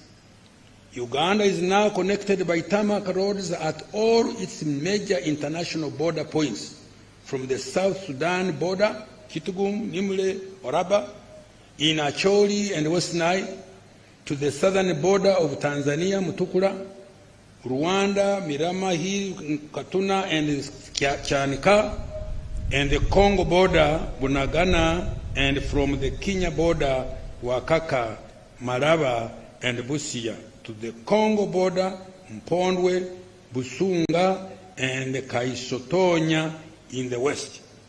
Madam Speaker, despite the challenges faced in the road sector this financial year, we continue to make progress as follows. 1, rehabilitated a total of 125 kilometers on several ongoing projects. 2, upgraded over 100 kilometers of roads to paved bituminous standards on several ongoing projects. 3, government fully disbursed shillings 579 billion, which was used for maintenance of national, district, urban, and community access roads. 4, government is revamping the road and drainage infrastructure within the entire Greater Kampala metropolitan area to the extent that the entire city is now a construction site. A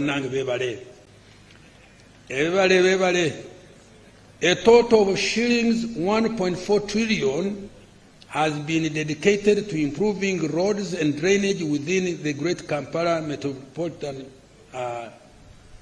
what that is. To deal with the traffic congestion arising out of gridlock generated by roundabouts, all major junctions are being improved and signaled with traffic lights.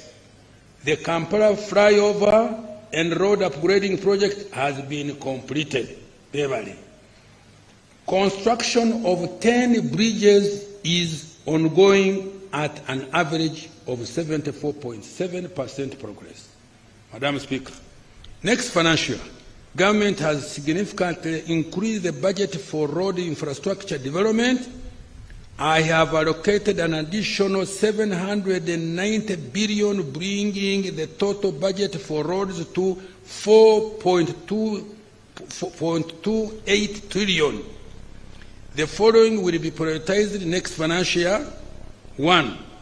Start construction and complete ongoing works for road projects as highlighted by His Excellency the President in his State of the Nation address.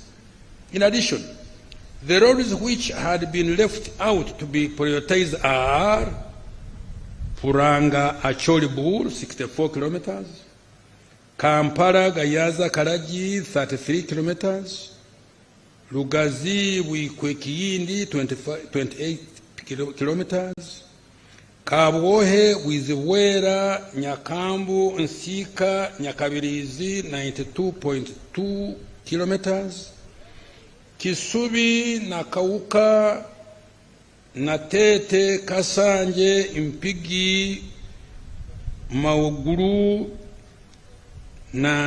Nanziga Maya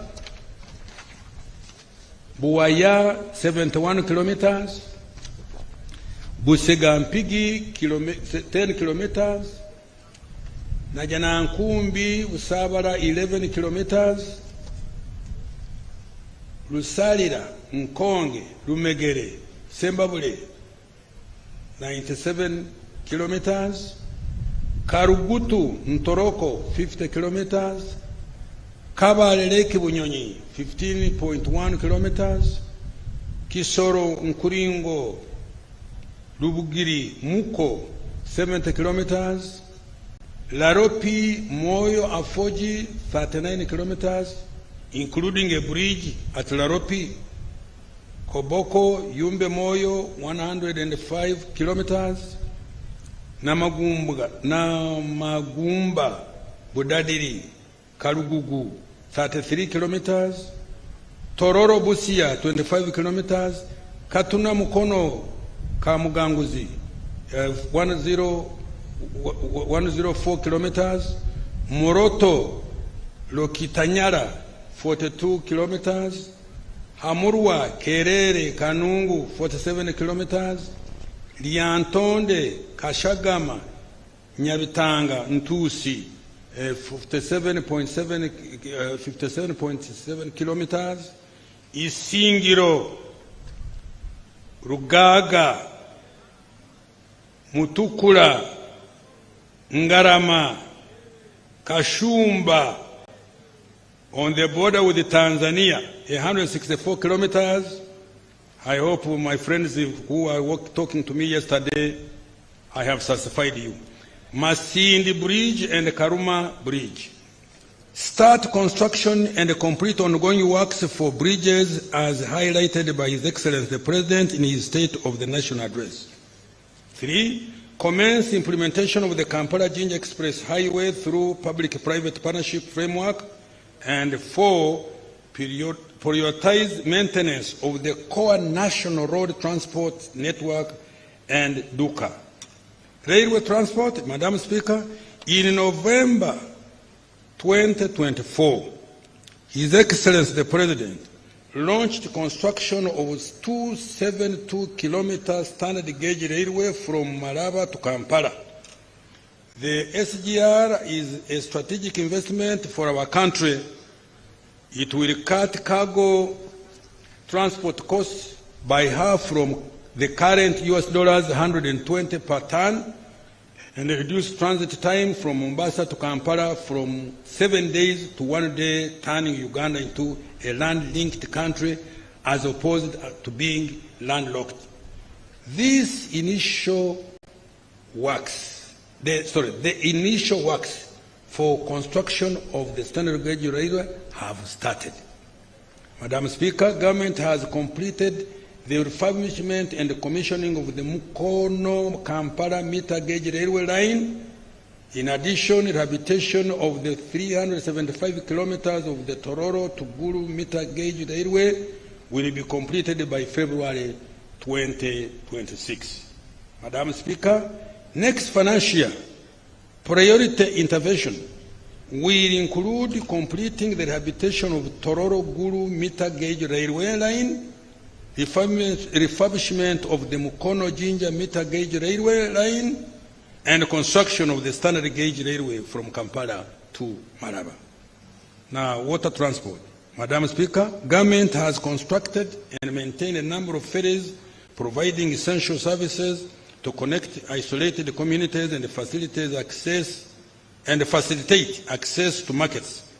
Government will continue to operate and maintain these ferries next financial year, in addition to continued development of Kasa Port, completing construction of 2 ferries for Bukungu, Kaberamaido, Kagwara, and the 2 ferries for Lake Bunyonyi. Air transport. Madam Speaker, since the revival of Uganda Airlines 5 years ago, by His Excellency the President, connectivity has improved within the continent, the Middle East, Asia, and the United Kingdom. The airline is now flying to 17 direct destinations, which has contributed to reduce travel time at more affordable costs. Madam Speaker, the competition brought about by the airline has forced other regional airlines to reduce the cost of their air tickets. For example, a return air ticket to Nairobi has stabilized at about $300 compared to $800 in 2019. Madam Speaker, the airline is supporting trade and tourism in addition to business air travel. The national airline is now the largest operator and has 24% market share of all air travel out of Entebbe Airport, up from 4% in 2019. Its revenue has increased to shillings 319 billion in financial 23-24 from 28 billion only in 1920. Madam Speaker, with the increased capitalization and acquisition of additional aircrafts, the airline will increase efficiency and the travelers to and from Uganda will enjoy direct and cheaper travel to more international destinations. Madam Speaker, the upgrade, rehabilitation and expansion of Entebbe International Airport is nearly complete. The expanded airport has a new cargo facility and a new passenger terminal, among others. This is going to further improve the passenger experience and the trade and tourism. Madam Speaker, next financial year 2025-26, priority intervention will include 1. Additional capitalization of Uganda Airlines to acquire more aircrafts, to open up more routes for passenger and cargo transportation, handling capacity. 2. Operationalization of Kabalega International Airport. 3. Rehabilitation and upgrade of the existing strategic airports and aerodromes. Madam Speaker, I have provided 6.92 trillion next financial year 25-26 for integrated transport and infrastructure service, including roads, bridges, railways, water transport, and air transport. Now I turn to energy development. Madam Speaker, several milestones have been registered in the development of our energy infrastructure. These include: installed electricity generation capacity has now reached 2,051.6 megawatts. 2. The electricity transmission line network expanded by 874.8 kilometers to 5,140 kilometers. 3. access to electricity has increased to 6% from 57% in financial 23-24 after connecting over 197,000 new customers. Following Uganda Electricity Distribution Company Limited takeover of distribution electricity, the cost of power has reduced by 14%, saving consumers shillings 250 billion annually. A tariff of US 5 cents per kilowatt hour has been achieved for all extra large consumers of electricity, those consuming above 1.5 megawatts at off-peak. Madam Speaker, I have provided 1.4 trillion next financial year 25-26 to undertake the following priority interventions. 1. Additional investment in UDCL to ensure affordable, efficient, and reliable distribution of electricity to consumers. 2. Enhance access to electricity through implementation of the US $638 million electricity access scale-up project, covering grid expansion, connectivity, and clean energy options for 1 million new electricity connections.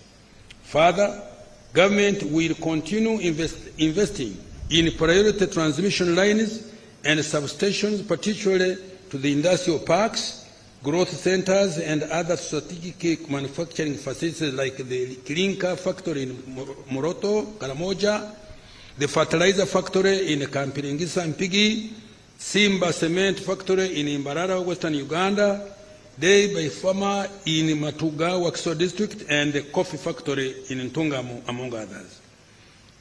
Commence development of new power generation plants to meet growing demand.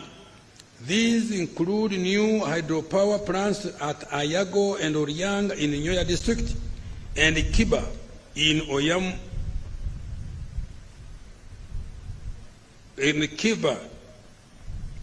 Oyama district, the development of the nuclear power in Buyene district, and the rehabilitation of Kira Naruwari power plant. Industrial development and manufacturing. Madam Speaker, with regard to industrial development and manufacturing, the following achievements have been registered. Government has operationalized 8 industrial parks, which include Namamve, Luzira, Bweyogerere, Mbale, Soroti, Kasese, Mbarara, and Jinja industrial parks. We have also supported the development of 3 private-owned industrial parks, which are Liorishen in Kapeka, in Nakaseke district, MMP in Buikwe district, and Tiantang in Mukono. To date, a total of 628 companies, stroke industries, have been allotted land within the various industrial parks, 47% of which are in manufacturing. Out of all the companies allocated land, 307 are fully operational, 105 are undertaking construction, and 122 have commenced preparatory activities. The parks have attracted a total capital investment of US $4.5 billion and created 403 jobs. Madam Speaker, several industrial parks have become centers of innovation, hosting firms that have introduced new technologies and products, such as a single HIV-P, Quality Chemicals Limited, GIS Transformers, Orion Electricals, Plastic to Fabric Recycling, Fay Long Investment Limited, locally manufactured electric vehicles, Kira Motors, the first powder-free surgical gloves, East African medical vitals, and import substitution products like fridges, transformers, toiletries, textiles, ceramics, television, and blankets. Government has supported industrialization by investing in strategic manufacturing facilities through Uganda Development Corporation with a total investment of 1.2 trillion. Madam Speaker, next financial year, I have provided 308.9 billion to further support infrastructure development in industrial parks, including roads, waste management, drainage, utilities, and shillings 187 billion for capitalization of UDC. Security, good governance, and the rule of law. Madam Speaker, security, good governance, and the rule of law are the foundation for socio-economic transformation. Everybody knows that. During this financial year, the following achievements were registered. 1, strengthened and modernized the security infrastructure to protect Ugandans, investors, and our visitors from any security threats. We have invested in security apparatus, more sophisticated intelligence network, and border control mechanism.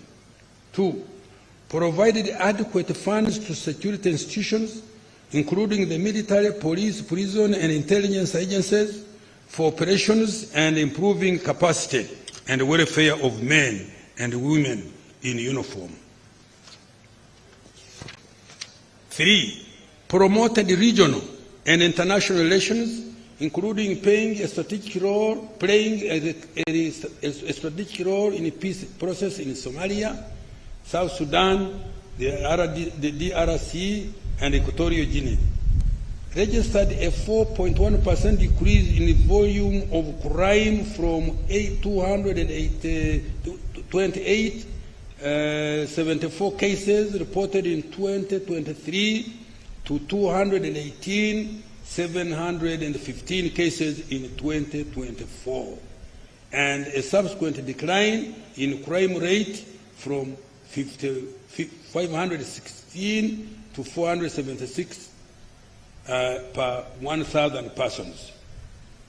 Commenced mass enrollment of Ugandans on 17th May 2025 to acquire national identity cards with a target of registering 17.2 million unregistered persons and renewing 15.8 million expired cards.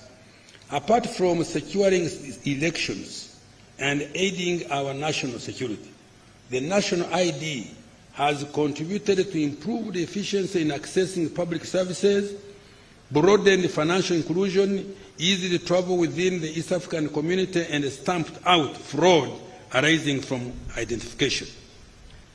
Improved efficiency in the delivery of citizenship and immigration control services.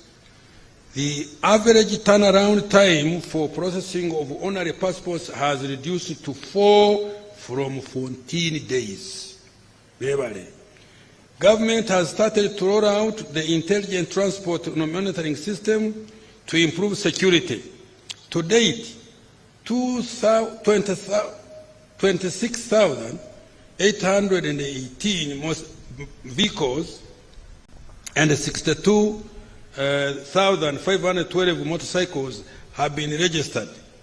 In addition, government has invested in security cameras to improve tracking of crime in Greater Kampala metropolitan area on major highways.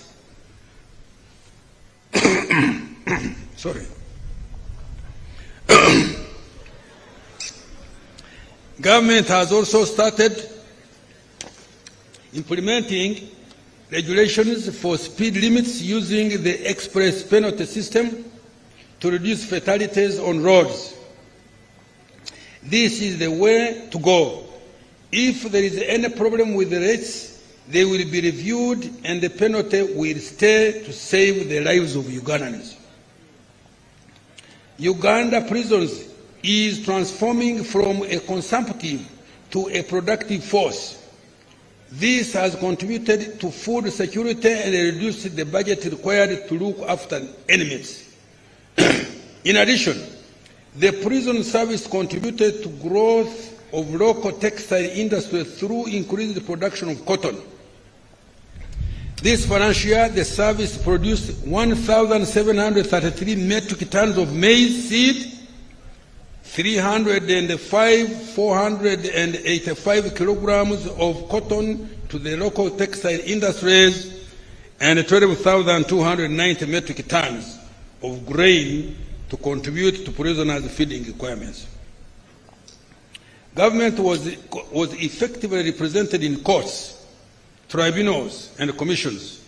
Out of 393 cases concluded, government won 285, which is 72.5%, and saved shillings 548 billion that would have otherwise been paid as costs. Government implemented the NRA manifesto commitment on cattle compensation in the Acholi, Rango, and Teso sub-regions.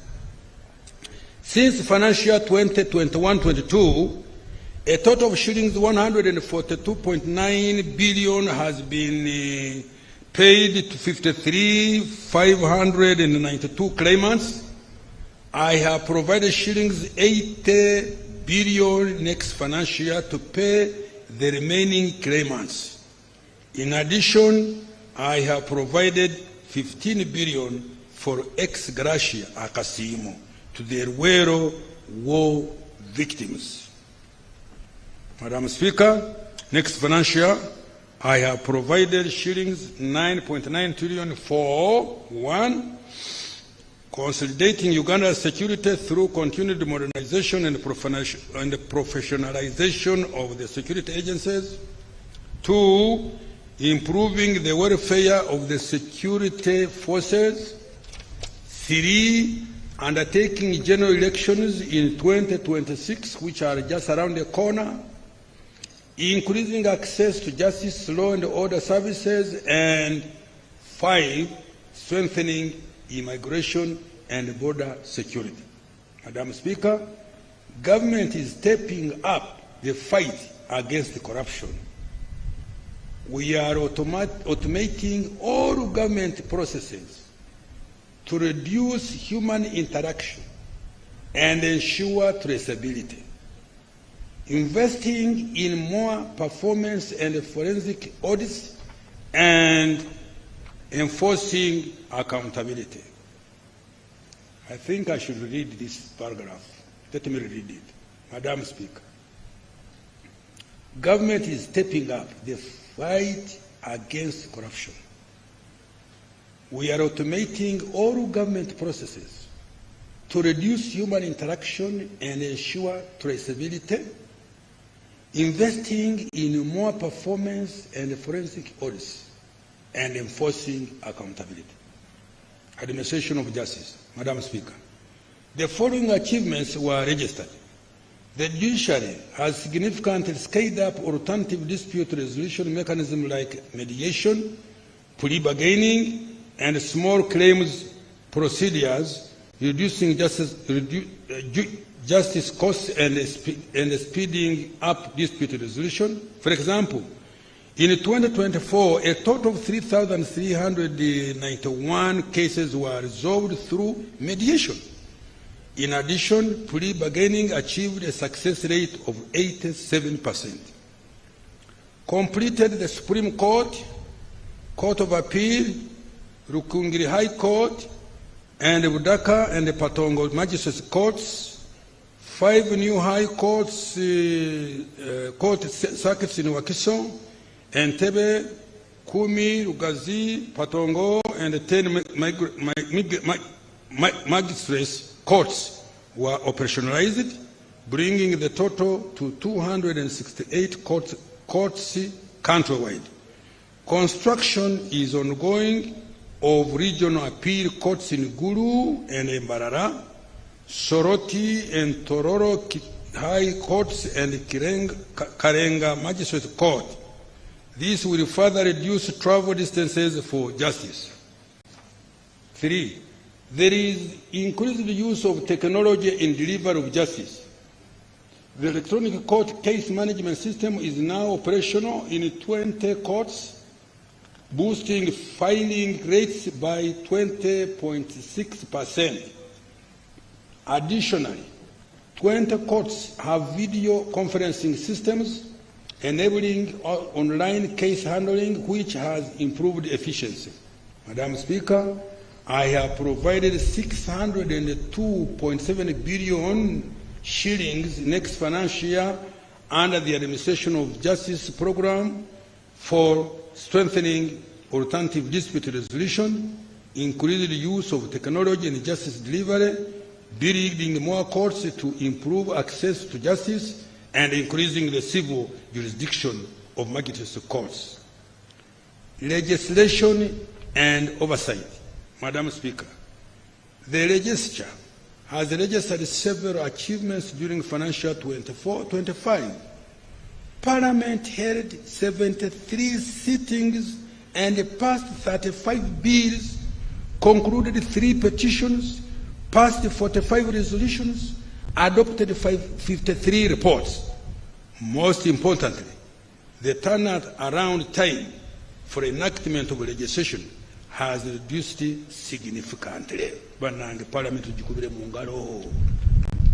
I commend you, Right Honorable Speaker, for this tremendous achievement. Madam Speaker, I have provided a total of 1.03 trillion next financial year for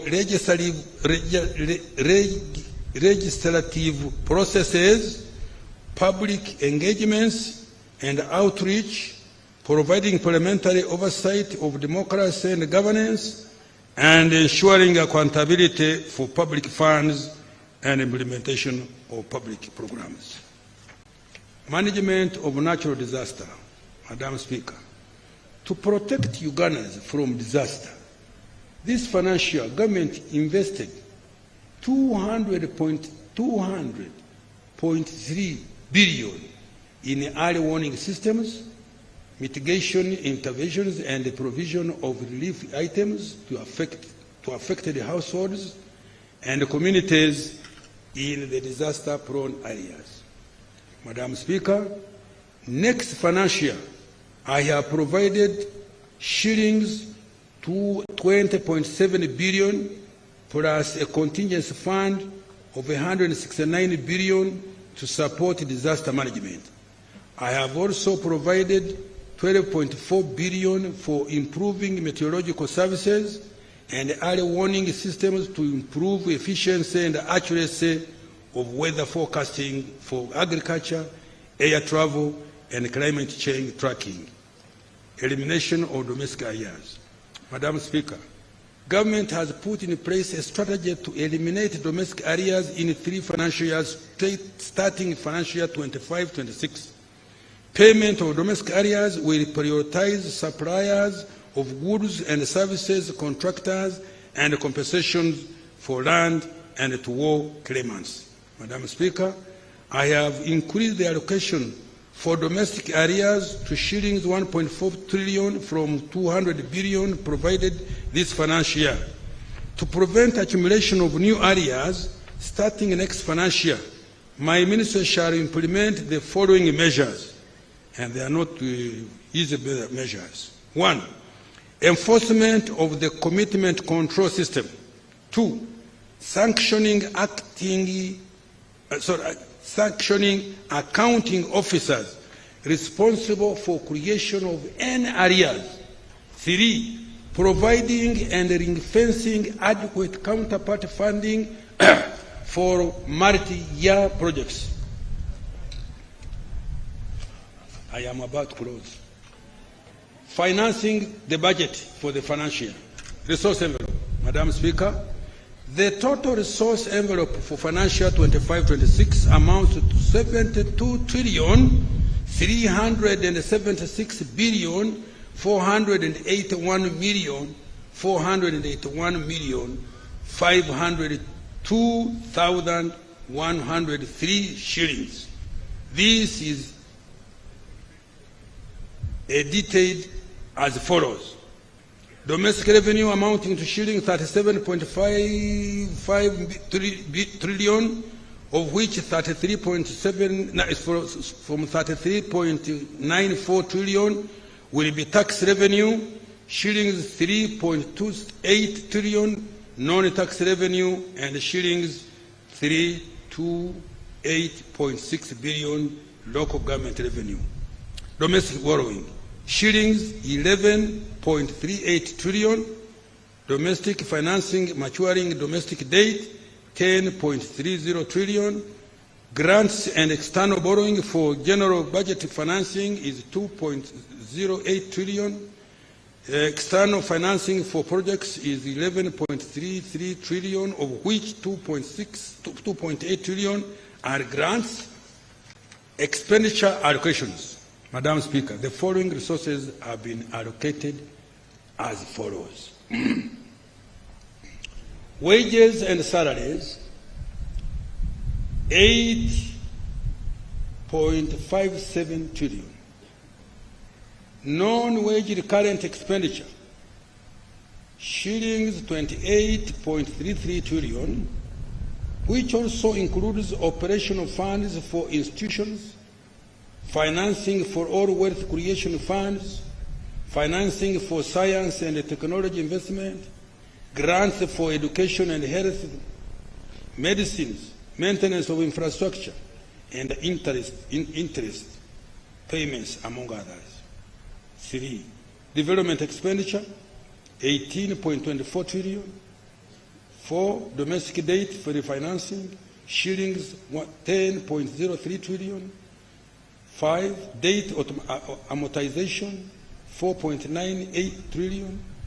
6. Domestic debt repayment to Bank of Uganda, 493 billion. 7. Domestic arrears, 1.4 trillion. 8. Local government expenditure from own revenue, shillings 328.6 billion. Madam Speaker, I have attached the details of the resource envelope and expenditure allocations by vote for financial year 25-26 as annexes 2 and 3. The financing strategy for financial year 25-26, Madam Speaker, below is the financing strategy for next financial year. 1. Improving tax administration to raise an additional shillings 1.89 trillion. 2. Introduction of new tax measures to increase domestic revenue by shillings 538.6 billion. 3. Rationalizing tax exemptions to eliminate inefficient ones that do not support industrial policy. 4. Repurposing resources in the budget for financial 24-25 from less productive to high impact areas in line with the 10-fold growth strategy. 5. Mobilizing more concessional financing from international financing institutions such as the World Bank, IMF, African Development Bank, Islamic Development Bank, Badea ECT. 6. Mobilizing development finance from other innovative sources, including public-private partnerships, climate finance, private equity, Zuku bonds, panda bonds, diaspora bonds. Tax for financial year 25-26. Madam Speaker, an additional revenue of shillings 538.6 billion will be raised from new tax policy measures that were approved by Parliament. In addition to raising revenue, the measures will support the growth of businesses and the economy.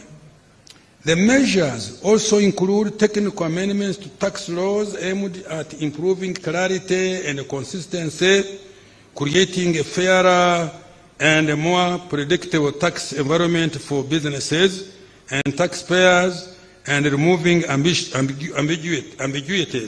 that create loopholes leading to revenue leakage. These amendments are also intended to enhance tax administration, encourage voluntary compliance, and empower Uganda Revenue Authority to effectively enforce tax laws. Madam Speaker, I wish to present key highlights of the changes in tax laws.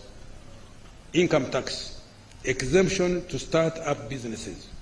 The NRM government has granted a 3-year income tax holiday for start-up businesses established by citizens after 1st July 2025.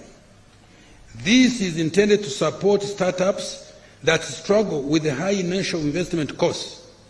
The incentive is to foster innovation, encourage formalization of SMEs, enhance business survival, and promote employment.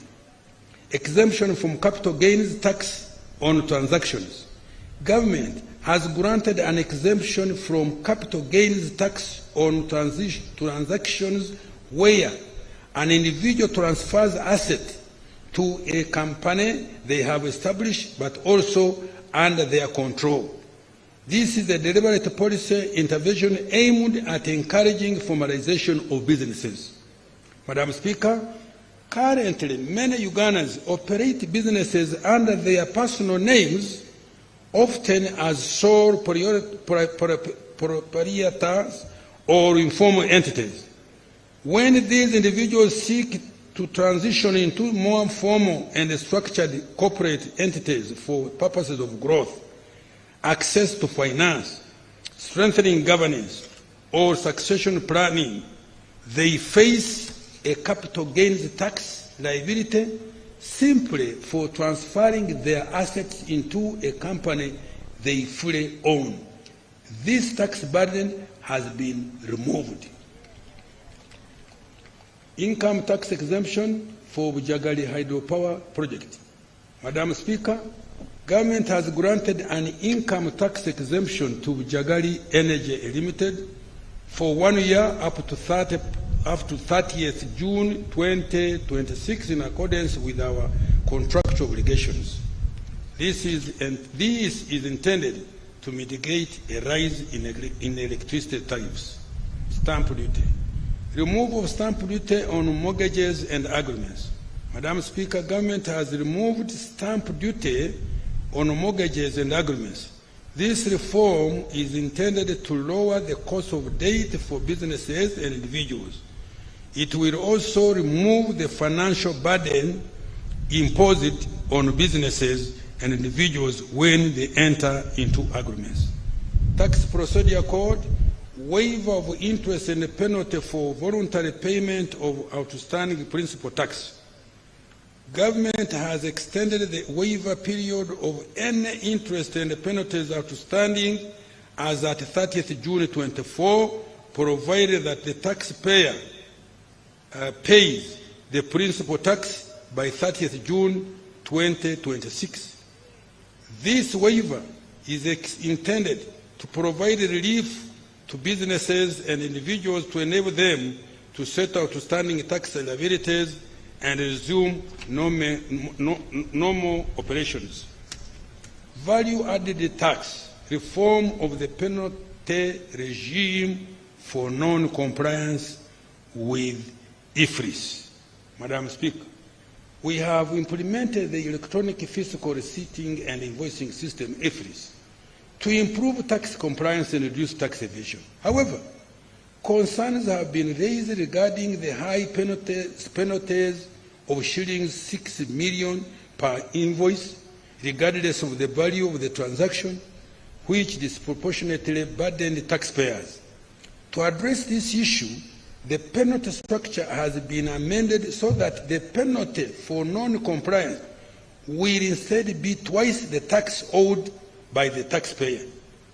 I urge taxpayers to embrace the IFRIS system as it helps the taxpayer to reduce lengthy and burdensome transactions with URA staff, audits, and penalties. It also promotes transparency and creates an even playing field. Excise duty. Madam Speaker, we have increased the taxes on cigarettes to discourage consumption but also generate additional revenue. Excise duty on soft cap cigarettes has been increased to shillings 65,000 per 1,000 sticks from 55,000, and hinge lead cigarettes to shillings 90,000 per 1,000 sticks from 80,000. For those outside East African community, excise duty on soft cap cigarettes has been increased to shillings 150,000 per 1,000 sticks from shillings 75,000, and hinge lead cigarettes for 200,000 per 1,000 sticks from shillings 100,000. Madam Speaker, government has removed the excise duty rate of 30% or shillings 950 per litre, whichever is higher, on beer manufactured from barley that is grown and malted in Uganda, because it was redundant. Also, government has adjusted the excise duty on beer manufactured with local raw materials content of at least 75% by weight of its constituents, including water, to 30% or shillings 900 per litre from 30%, or 650 per litre, whichever is higher. This is to ensure that a manufacturer pays the same amount of tax whether using a specific rate or an ad valorem rate. Taxes on external trade. Introduction of an import declaration fee on imported items. Madam Speaker, I have imposed a small fee of 1% of the customs value on taxable items under the common external tariff. This measure seeks to align Uganda's tax policy with those of other East African community partner states where similar fees have been imposed. For instance, Kenya applies a 2% CIF charge. Establishment of an export levy on wheat bran, cotton cake, and maize bran. Madam Speaker, government has imposed an export levy of US dollars 10 per metric ton of wheat bran, cotton cake, or maize bran to encourage local value addition, particularly in the production of animal feeds. Currently, these products are exported as raw materials in the region, where value is added and imported into Uganda as finished goods. Therefore, this measure will encourage value addition and create jobs for our children. Taxes and on textiles. Madam Speaker, the NRM government has listened to our traders dealing in imported taxes for value addition, as they requested the import duty on imported fabric has been reduced. Effective 1st July 2025, the duty will be $2 per kilogram or 35%, whichever is higher, down from $3 per kilogram or 35%, whichever is higher. In addition, the import duty on garments has been reduced to $2.5 per kilogram or 35%, whichever is higher, from $3.5 per kilogram or 35%, whichever is higher. Public debt.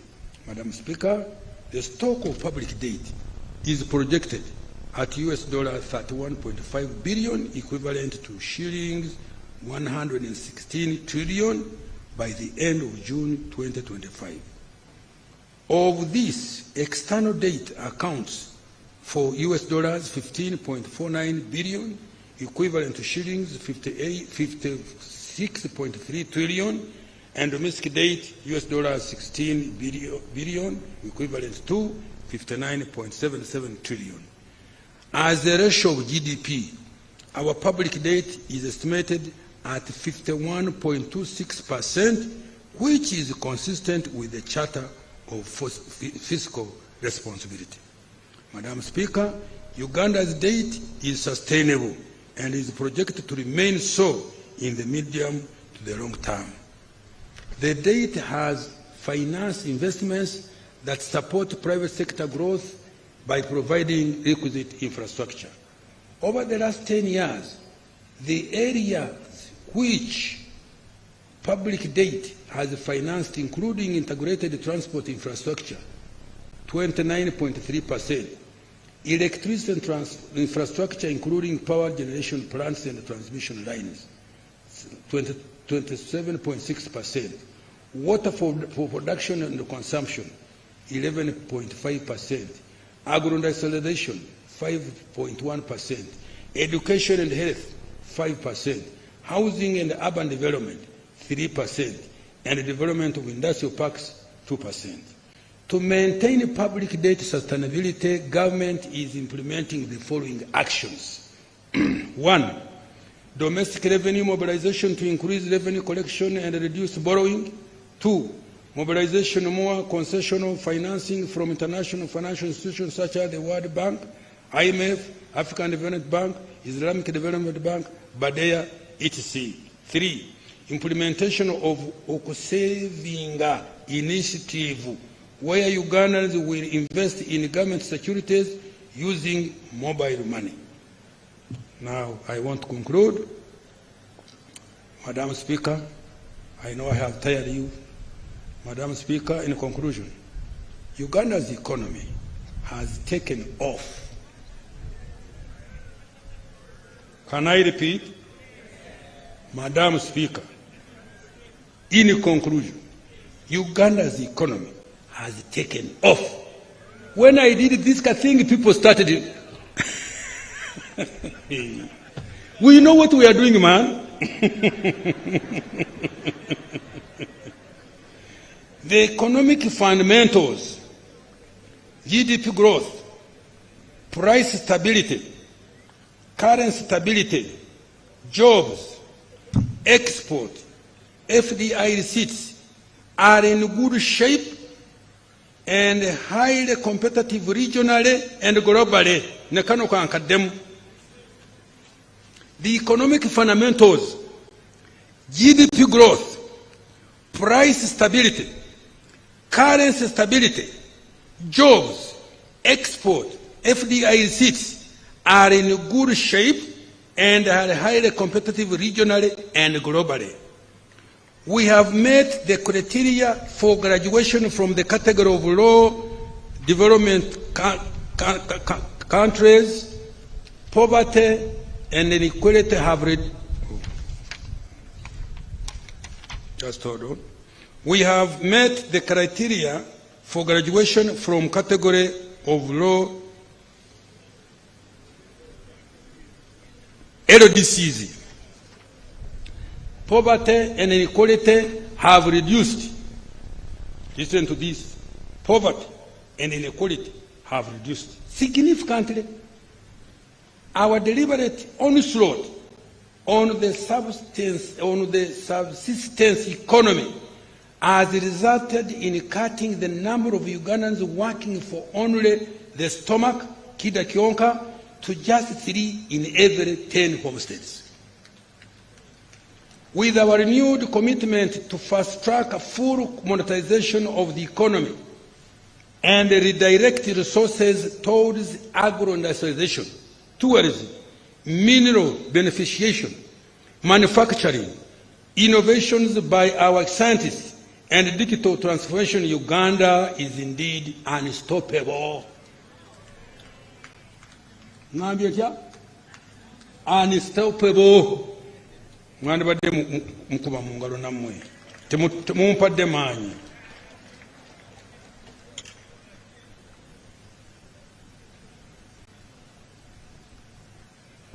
This budget, therefore, is for all Ugandans who are ready to create wealth.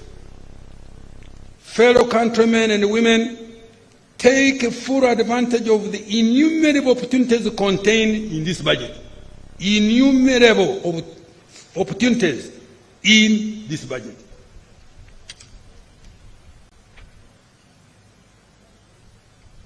To those still in subsistence economy, the PDM and other wealth creation funds have been availed to support youth to join the money economy in any of the 4 sectors: commercial agriculture, industry, services, or ICT.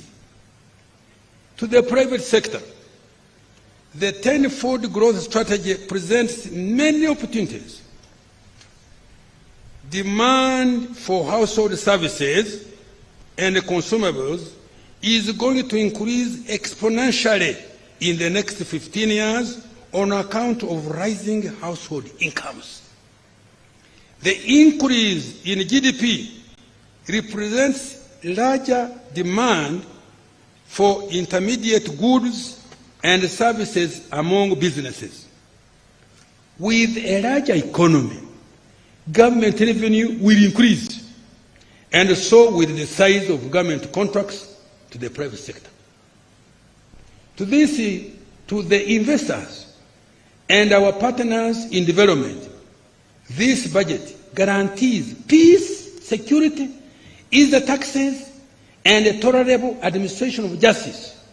In Uganda, we protect private property, enforce contracts, and pay our debts.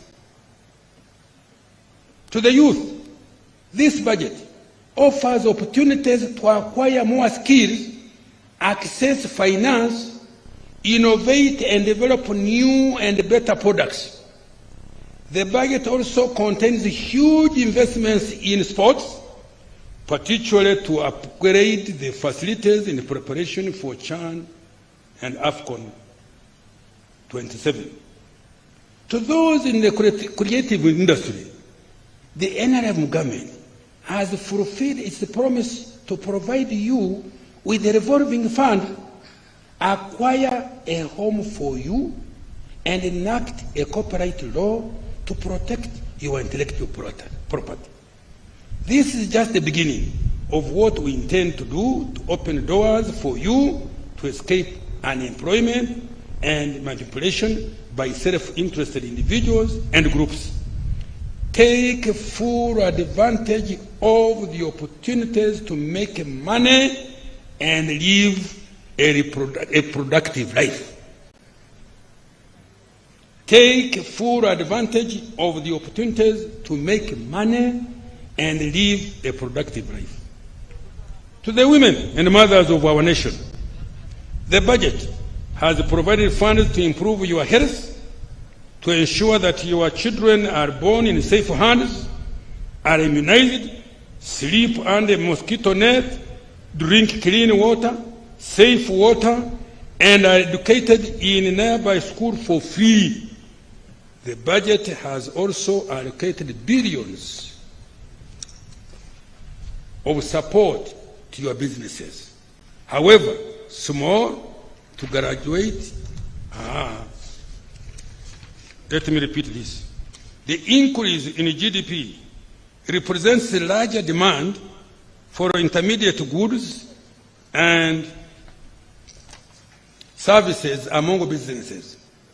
With a larger economy, government revenue will increase. Money is coming, and so with the size of government contracts to private sector.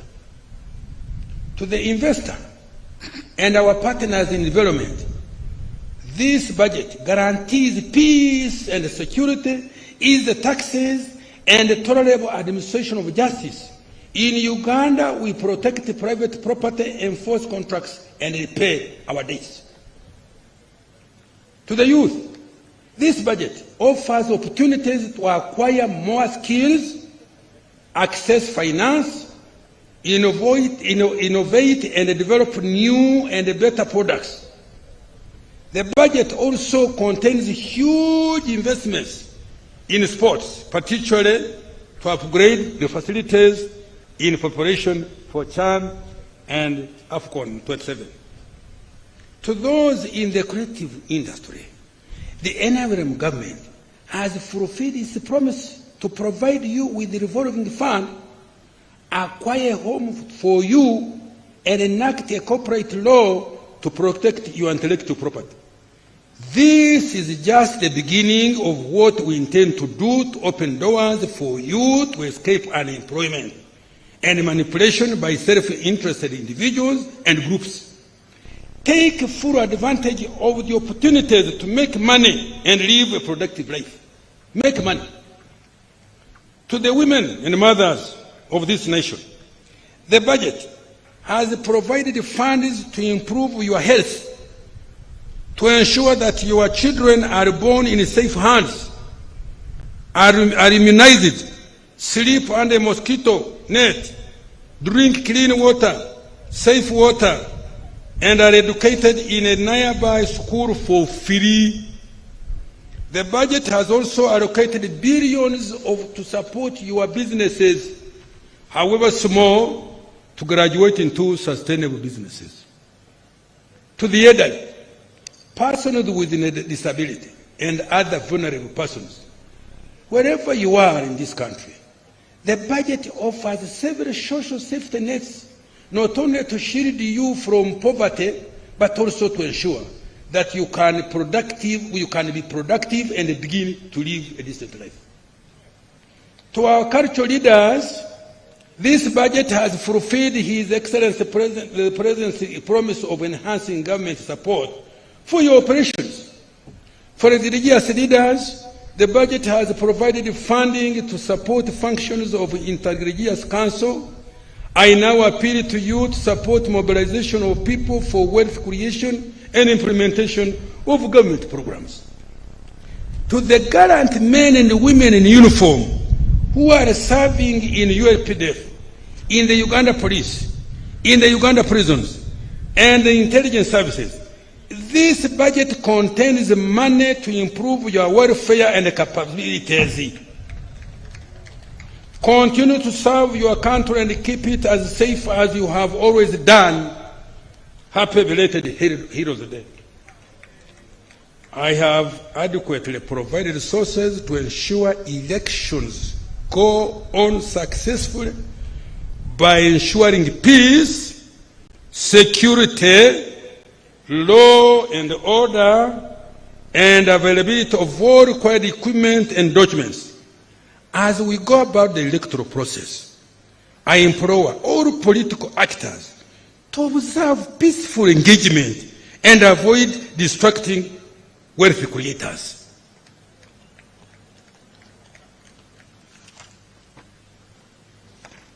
Madam Speaker, as I step off this podium, because the people are tired, but it was inevitable. I could not have abridged this speech. Madam Speaker, as I step off this podium, I would like to reiterate His Excellency President's call to all Ugandans to embrace wealth creation. We have a wonderful country. Those of you who have not traveled around the world, you don't know. But we know Uganda is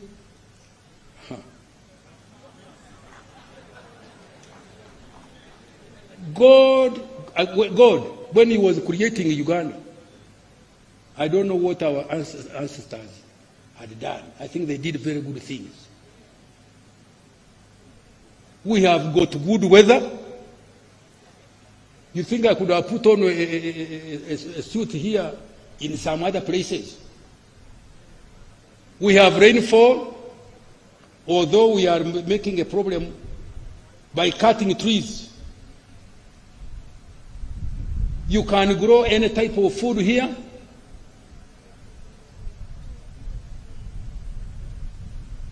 You can eat whatever you want to eat here in Uganda. And we continue crying and poverty. Government has given you all the money that you should take to take it in your enterprises. Please, you excuse me to quarrel when I come to this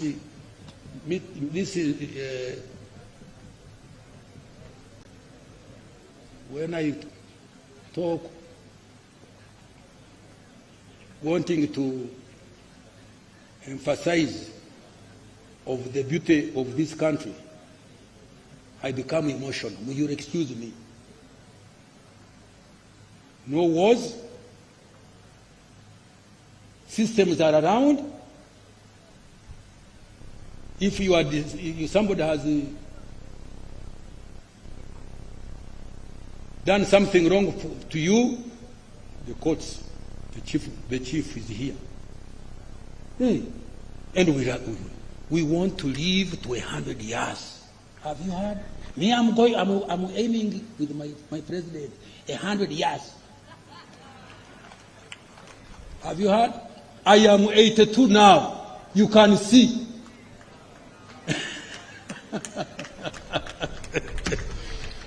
Okay, Madam Speaker, as I step off this podium, I would like to reiterate His Excellency the President's call to all Ugandans to embrace wealth creation, but also to embrace what I've said. I dedicate this budget to all the wealth creators, particularly the youth and women.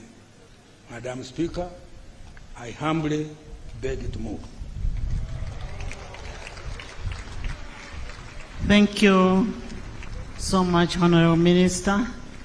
And by extension, His Excellency the President, who is the Minister of Finance, for clarity of delivery of the budget speech. Honorable members, you will be availed with the text of the budget speech in the due course. I want to urge you to take note of the government's budgetary priorities and relate the matters to the coming financial year. Next item.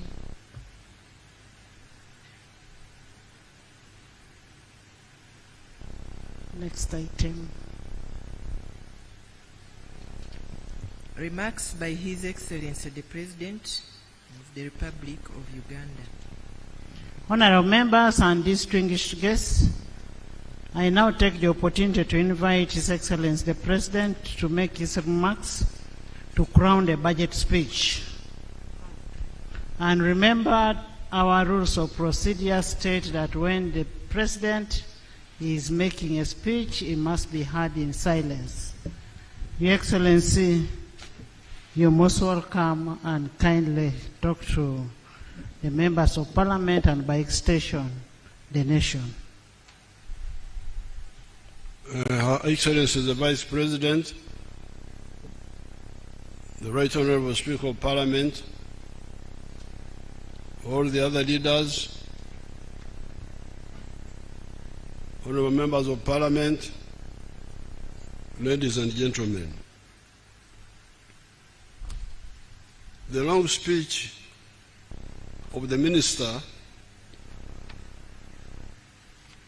I would want just to emphasize for you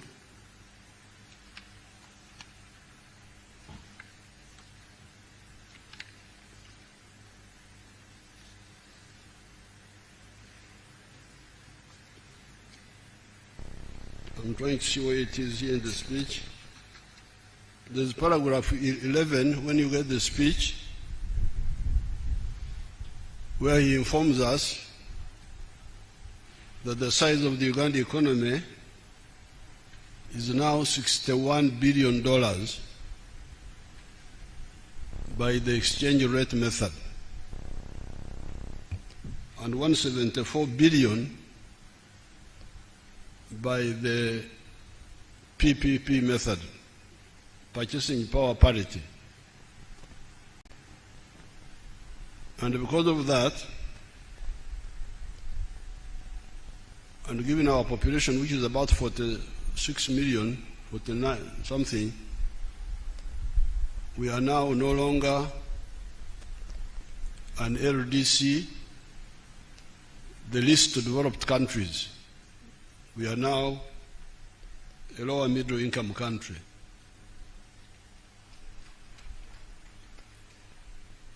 In 1986, the size of the GDP was $3.9 billion.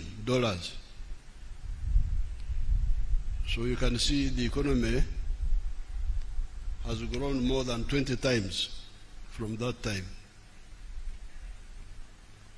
So I thought you should mark that, because in a long speech like this, you may not notice the big picture. Then finally on the speech, there's a way he summarized. I'm trying to see the page.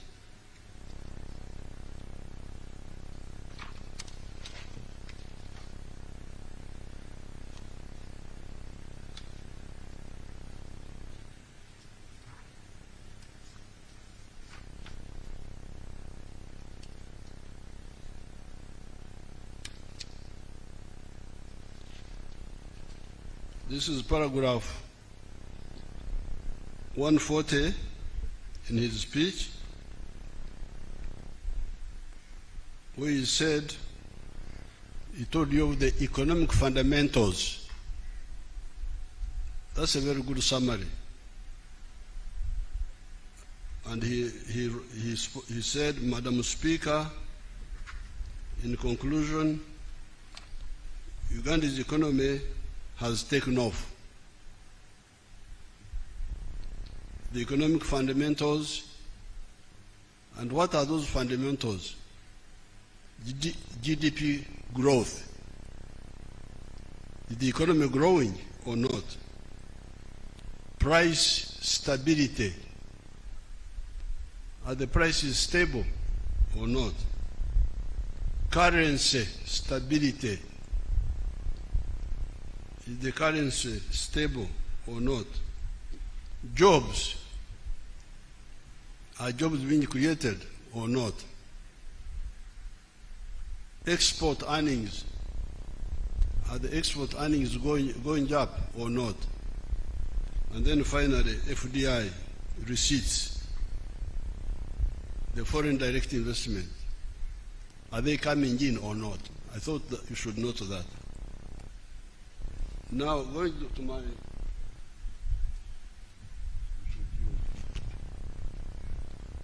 to my own speech. You remember last time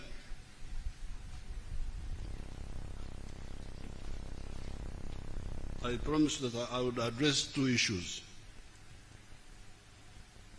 During the State of the Nation address, I told you that today, as part of the budget speech, I will address two issues. And these are the East African Federation and corruption. I will do exactly that. However, I will dissect the corruption into two. First of all, corruption for getting money through crooked ways as one type of corruption, and political corruption through the use of money to get political support, not based on principles or policies. Politics is about principles and policies. That's what you should be telling the public to choose from. My policy is this, his policy is that, you the public, you choose. But when you bring in money, you are polluting the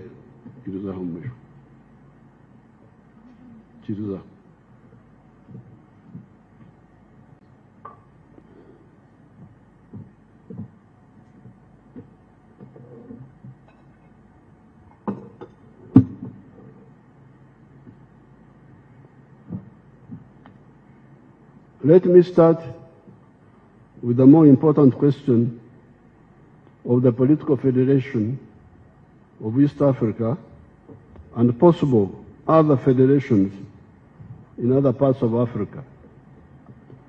This was a goal pursued by our ancestors, starting with the Pan-Africanist pioneers among the black people in the United States of America. These were W.B. Du Bois, George Padmore, Marcus Garvey, Sylvester Williams, and others. By the mid-1900s, new actors had come on the scene in the persons of Jomo Kenyatta, Kwame Nkrumah, Julius Nyerere, Sekou Toure of Guinea, Modibo Keita, and others.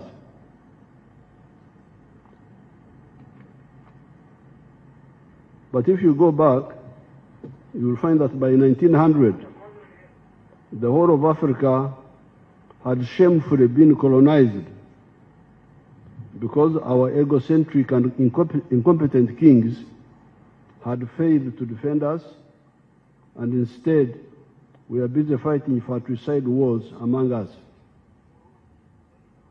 At that time, when we were colonized, the slogan for survival was, in quotes, Uhuru na Umoja, independence and unity. That's what we were saying. We unite, we fight for freedom, independence, and then after, we unite to get strength. That was the slogan.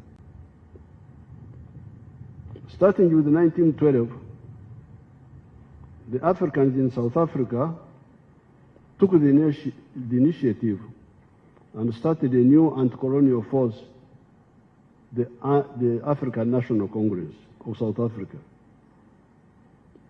And you should know that even Mahatma Gandhi of India was also in India, in South Africa at this time, so he was part of this effort. This marked the beginning of the new African resistance, led by more informed people. Our resistance was assisted by two factors that came on the scene during that century. These were, number one, the emergence of the socialist camps of nations in the form of the Soviet Union in 1917, China in 1949, and others. These huge countries were taken over by people who did not believe in colonialism. These were the communists. So this was a new factor. As we were fighting for our freedom, this new factor came on the scene. And the second factor were the fratricidal wars, fratricidal inter-imperialist wars of 1914 to 1918 and 1939 to 1945 among the imperialists. The imperialists were now fighting over us. Who will control which one? You know, those imperialists had divided us up, shared us like a cake because of our incompetent kings here. Came, sat in Berlin, this is for you, this is for you, this is for you. Then there was a new country called Germany, which had become united a short while before that. They wanted to start a war. Say, you are cheating us. We also want a share with the colonies. Then they said, please don't start a war, Bismarck, please. Let's give you some of the properties. You take Tanganyika, Rwanda, Burundi, Namibia, Cameroon, and so on. But by the end of the century, Germany was saying, you have cheated me. I also need more slaves. I need more colonies. That's how their wars started, fighting over us. These two factors, on the one hand, meant that the worldwide anti-colonial movement, including the African anti-colonial movement, could receive solidarity from those socialist countries. And on the other hand, the imperialist countries had weakened themselves in the process of their greed for world domination. So as they were fighting over us, fortunately they weakened themselves, which was good for us.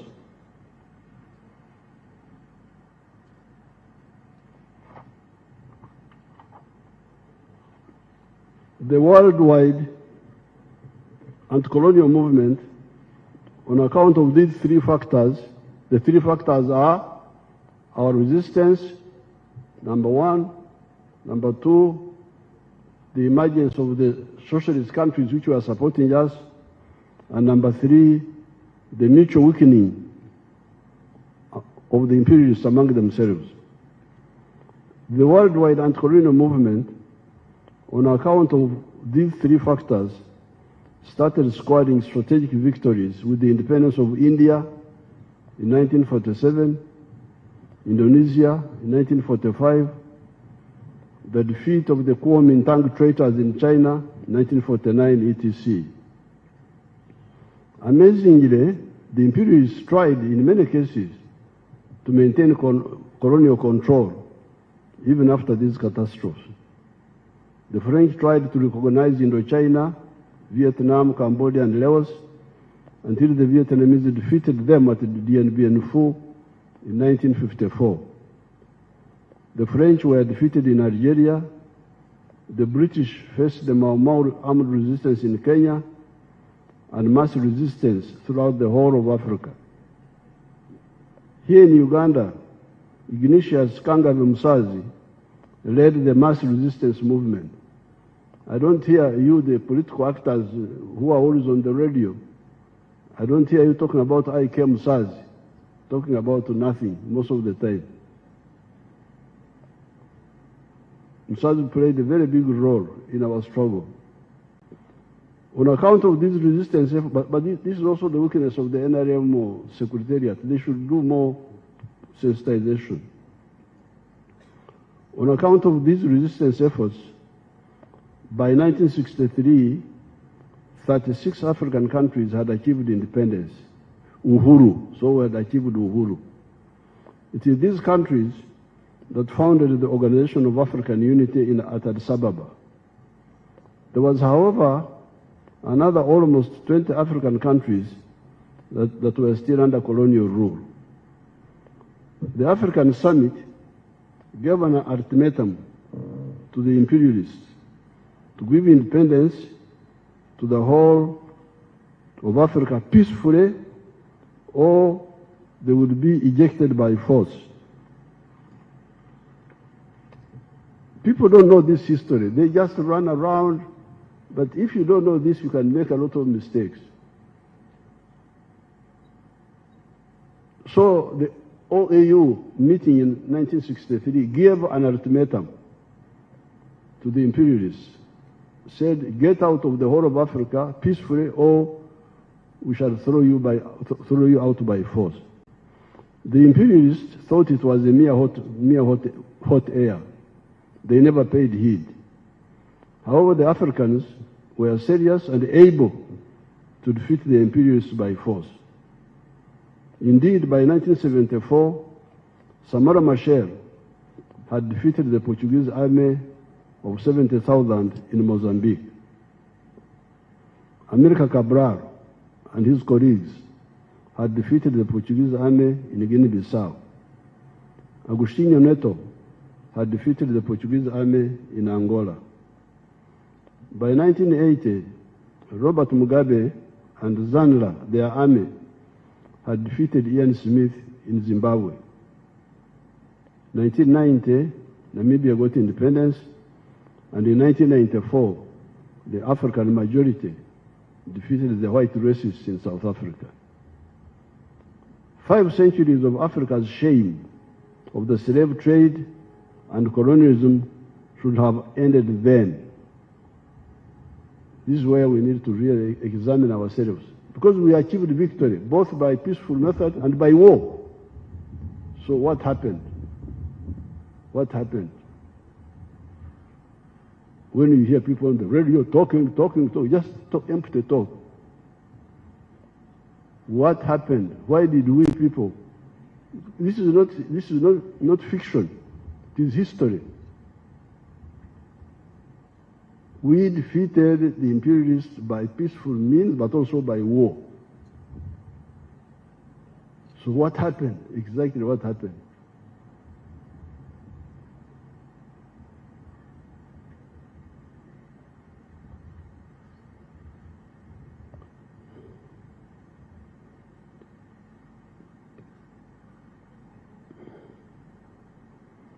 Five centuries of Africa's shame, of the slave trade and colonialism, should have ended then. we had achieved independence, uhuru in the whole of Africa. The question was, where was umoja?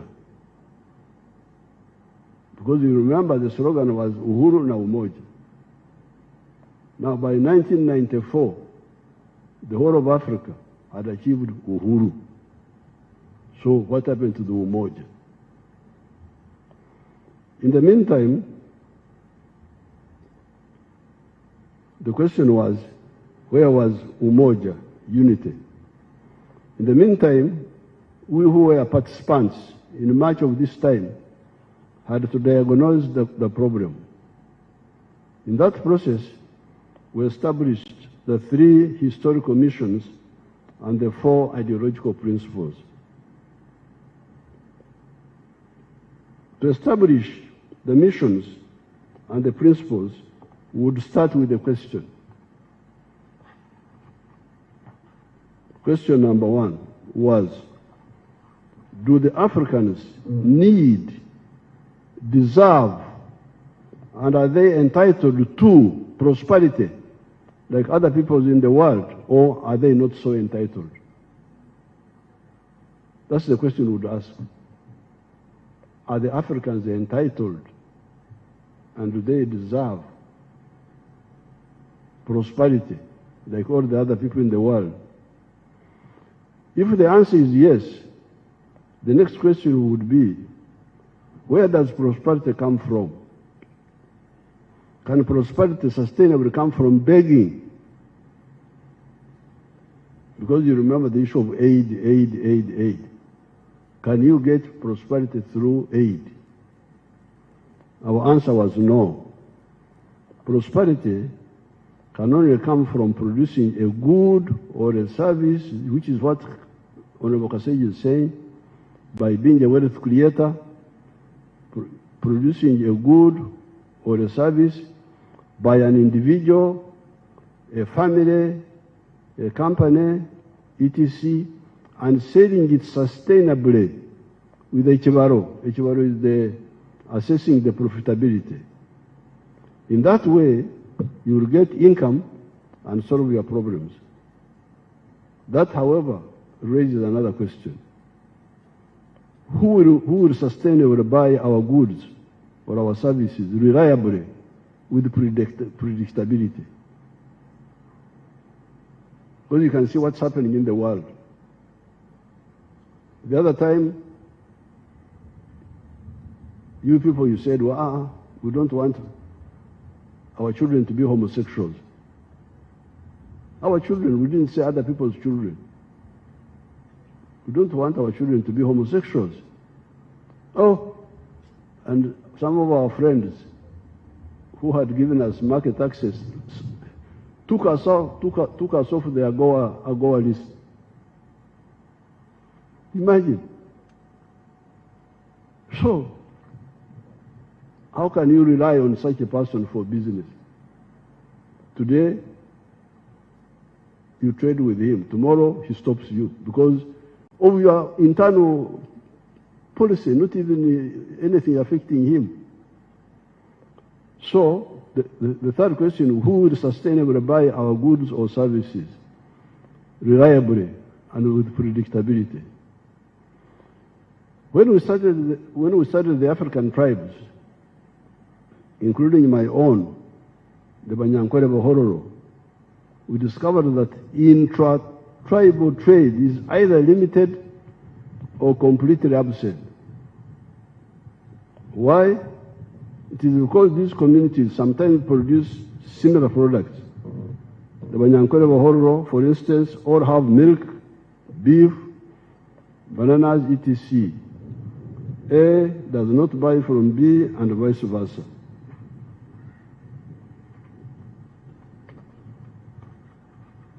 Therefore, identity, being one tribe, does not necessarily solve the problem of prosperity. Happily, we discovered a ready solution, and this was Uganda, that multi-tribal unity, which was already there. You had the Banyankwere Bahororo there, but you also had other people.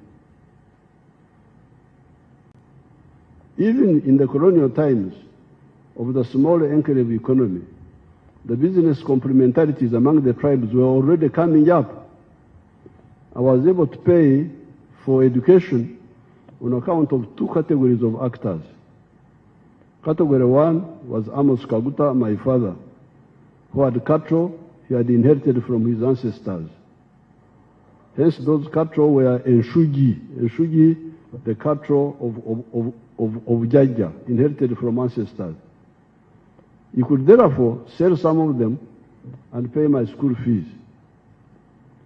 The problem, however, was that there was neither a single Munyankwere Mhororo cattle trader at that time, nor was there a developed beef market in the area of Ntungamo.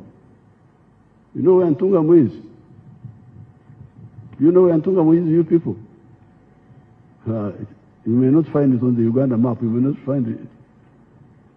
So in Ntungamo, we had neither traders of cattle, nor did we have a meat market at that time.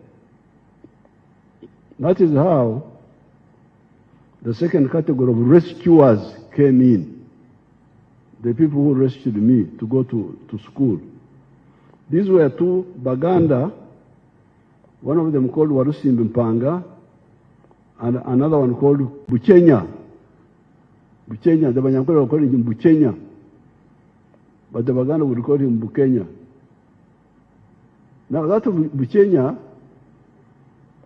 has a grandson who is a big fellow now in the government. I think he's in the Equal Opportunities Commission. If that Munyankwere Muganda is here, he can come and they see how Banyankwere Baganda look like. Banyankwere is the Baganda. Is that boy here? If he's here, let him come and we see him here.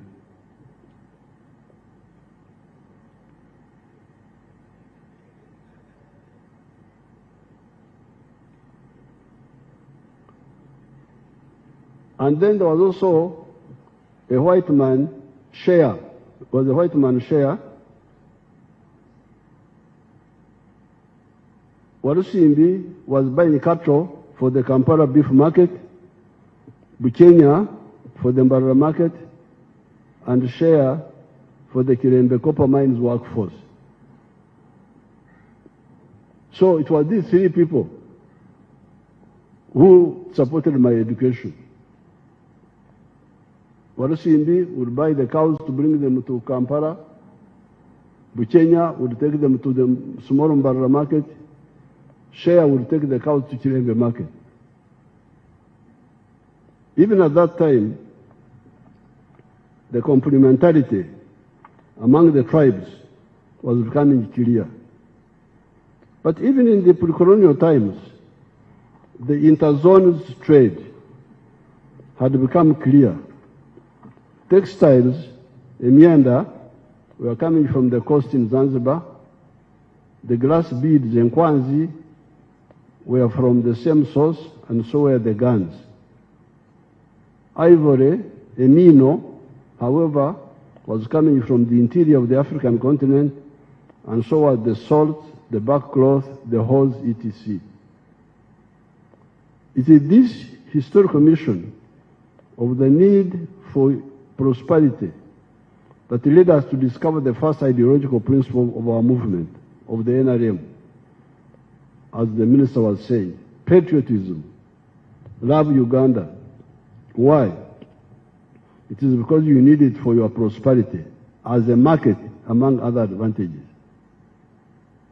However, learning from the history of other countries and also seeing what is happening in Uganda once it settled down and started recovery, we discovered that the internal market is not enough.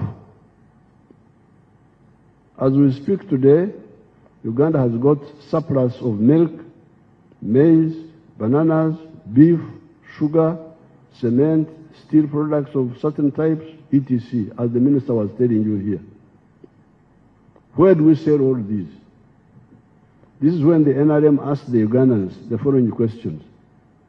Number one, have you heard of East Africa? Because you are stuck with your products. Have you heard of East Africa? Because you are busy with the tribes.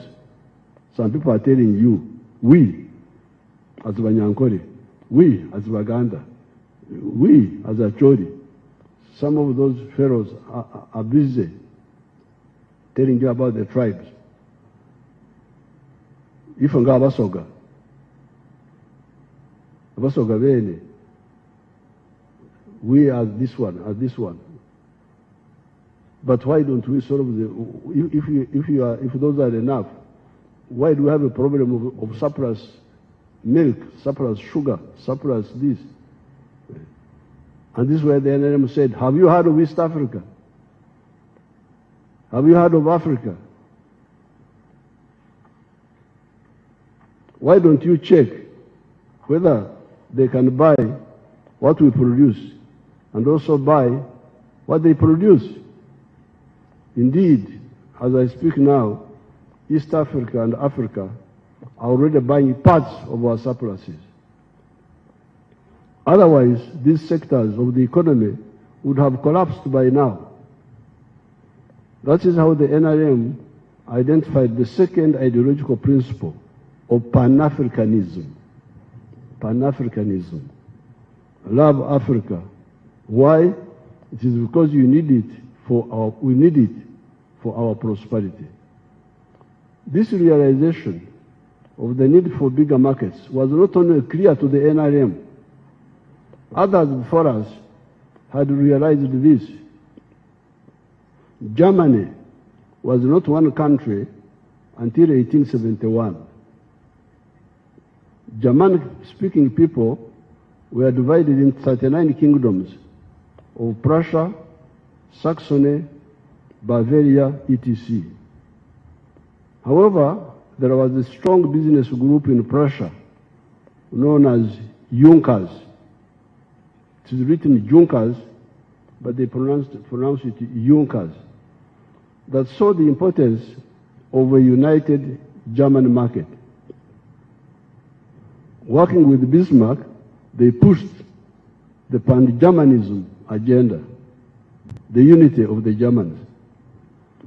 France, by 1789, had been a united kingdom for a long time. There were, however, internal taxes between the provinces of France known as Gabelle. Those provinces were fiefdoms of the princes of those areas. The rising French middle class, the bourgeoisie, could not accept this. Indeed, the removal of these internal taxes were part of the grievances of the French Revolution. On these two ideological principles of patriotism and Pan-Africanism, we added socio-economic transformation and democracy. This was all to achieve historical mission number one, prosperity for the African people through market integration. We are glad by 1980, the African leaders had started seeing the importance of market integration as part of the Lagos Plan of Action. When the NRM took power, we worked with the Wazee, Mzee Mwinyi, Mzee Mkapa and Mzee Moi, to revive the East African community that was relaunched on the 30th of November 1999. The East African community has now expanded to incorporate Rwanda, Burundi, South Sudan, DRC, and Somalia. In addition, we have got COMESA and the CFTA, the Continental Free Trade Area. We need to remove all the trade barriers and develop infrastructure to facilitate this trade. However, we also need to ensure that countries that are beginning to come up are assisted. We don't want a common market where some countries benefit, others lose. No, it's very dangerous. The countries which are coming up must be assisted so that they also trade equitably. We should never allow trade imbalances among member states to persist. This market integration will address the historical mission of prosperity. However, we had also identified the second historical mission as that of strategic security. How can Africa ensure that never again will its people be threatened by anybody having gone through the 5 centuries of the slave trade, colonialism, and neocolonialism? Economic integration, if it is fully implemented, will address the issue of prosperity. However, during the Second World War, the developed countries of Holland, Belgium, Denmark, France, Norway, etc., became victims of German aggression. They are being developed notwithstanding. It was the Soviet Union and later the USA and UK that defeated the hegemonic Hitler. Even we, the Africans, 500,000 of Africans, took part in that war, as did 2.5 million Indians who took part in that war to save those countries, France and Holland and all that. The highly developed Israel, in terms of technology, would find it difficult to survive in that zone without the cover of the United States of America. Some actors in the world talk of achieving superiority in the 4 dimensions: land forces, air forces, at sea, the Navy, and in space. Where does this leave Africa? Are we again to exist or not exist with the permission of others? Are we only to thrive with the permission of others? Coming to multidimensional strategic security, only 4 countries have been to the moon. These are USA, Russia, China, and India recently. Can Uganda manage a serious space program even when it becomes the first world country? As we tried to answer that question, there was already an answer given by our elders before independence. This was Uhuru na Umoja, freedom and unity. The present weaknesses in Africa are partly due to the mistake of arrivism, where the leaders prefer to remain big fishes in small ponds. It was only Mwalimu Nyerere of Tanganyika and Mzee Karume of Zanzibar that consummated the economic and political integration of the 2 countries to create Tanzania that has been a great success. Recently, the Union of Tanzania celebrated 60 years. We congratulate our brothers and sisters of Tanzania. Mbakwere kumungaro. Economic and political integration, where possible, are the correct answer to the question of prosperity and strategic security. It handles the two missions. In 1963, we were about to achieve the political federation of East Africa. There is a picture which I will give some of the, you can see it there. That picture. I have that picture. I will give it to a few people after my speech. But that was 1963, Uganda, August. They were saying federation this year, Federation of East Africa this year. That's what they were saying. Thank you. You can see the declaration, that declaration by our leaders. However, along the way, some of them developed cold feet. That is why Mwalimu Nyerere and Mzee Karume must be hailed as some of the most devoted Africans that have ever lived. You can be sure that if that federation had taken off, so many of the problems that afflicted us could have been avoided. Certainly, Amin would never have taken power in Uganda. If that federation was there, Idi Amin would never have taken power in Uganda here.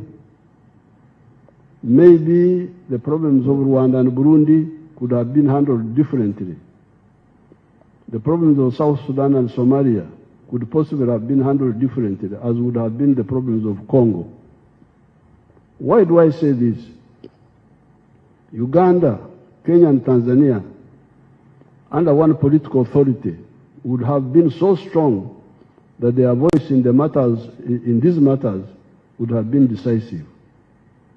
I remember, for instance, our leaders then took a stand on the issue of Congo in 1965. Soon, however, the states started taking divergent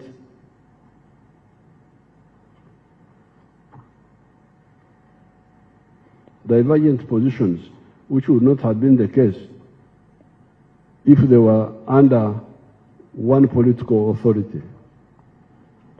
We must again salute Mwalimu Nyerere and Tanzania, because without the support of much of Africa, except for Zambia, Botswana, Algeria, Nasser's Egypt, and Guinea-Conakry, they were able to be a reliable rear base for the anti-colonial armed struggle that raged in Southern Africa from 1962 to 1994, when South Africa achieved freedom.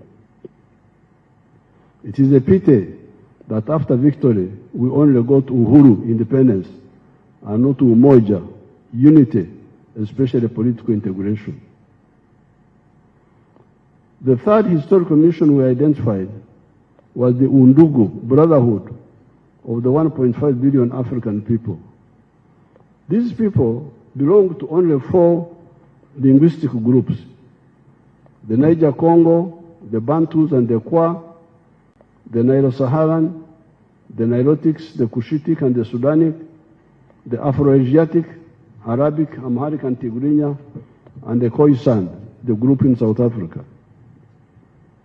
Recently, I had a delegation from Congo, but we did not have a French translator. However, there was a Runyoro Rutoro speaker from Ituri province in Congo, Tebasima Atenyi. I therefore spoke in Runyoro, and he translated to the rest in French. This was just like 2 weeks ago, when I had a group from Congo. I was speaking in Runyoro, and he was translating to those people in French. Apart from similar Interakistian, Bantu, and Nilotic dialects, we have the good luck of Swahili, which is a neutral, non-tribal dialect developed by our ancestors when they met at the East African coast to conduct business. Therefore, the third historical mission is a question. In quotes, why can't the responsible political actors use the Undugu, the brotherhood, similarities or linkages of these people to create units that support the other two historical missions of prosperity and strategic security. You don't hear anybody talking, this is political class, talking about, I don't know what they talk about on TV. I normally once in a while watch, talking nothing. How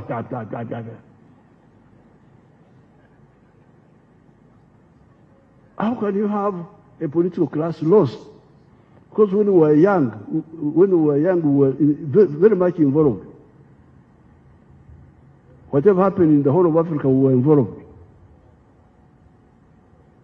In 1968, I went to Mozambique, to the liberated zone with some other students. I was not a Mozambican.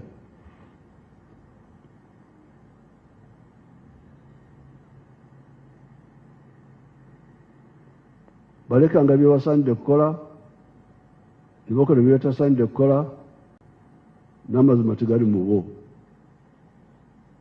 Ani anaavunula ekyo bannange? They left undone what they ought to have done. They left undone what they ought to have done. They did what they ought not to have done, and there is no truth in them. That's what it says in English.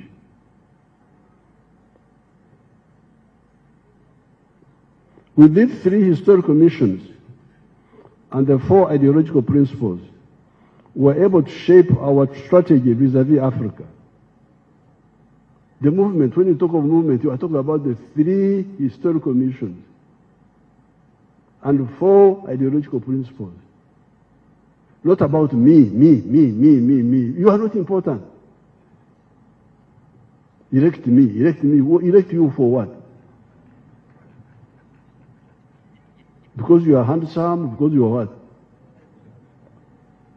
what? What medicine do you have for us? What medicine do you have for us? We need a medicine for our problems.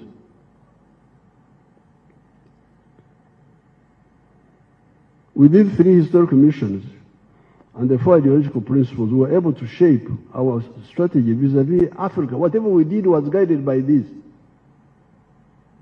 Why did we tactically work with Obote? But when Amin came, we decided to fight him. Because we saw Obote, we were trying to see how we can move him, beg him, see how to move him to our program. But Amin was off the point. So we said, Kwenda, talk. You cannot interfere with our destiny. We have a journey. We are on a journey. You stood in front of us, tunakutoa.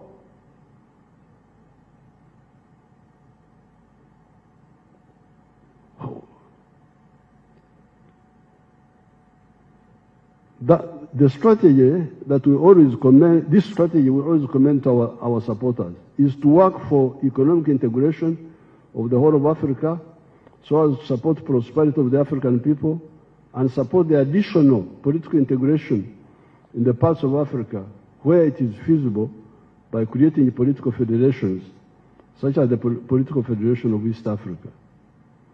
Mwalimu Nyerere and ourselves diverged a bit from Mzee Nkrumah and Muammar Gaddafi, who are talking of a continental government of the whole of Africa.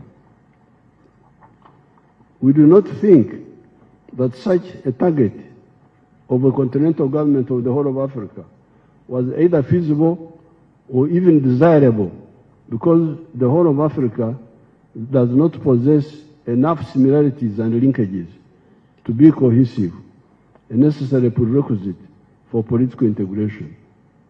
East Africa is, and with the use of Swahili, can be very cohesive.